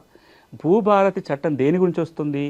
రెవెన్యూ రికార్డులో ఉన్న పొరపాట్లను సవరించడానికి, భూమి ఉన్న వాళ్ళకి పాస్బుక్ ఇవ్వడానికి, పాస్బుక్ ఉంటే తప్పులు ఉన్న వాళ్ళకి సరిదిద్దడానికి ఉద్దేశించిన చట్టం మాత్రమే. ఈ సమస్యలన్నిటికీ పరిష్కారం దొరుకుతుంది. తెలంగాణ రాష్ట్రంలో ఒక 80% సమస్యలు 6 వారి పరిధిలో ఉంటాయి.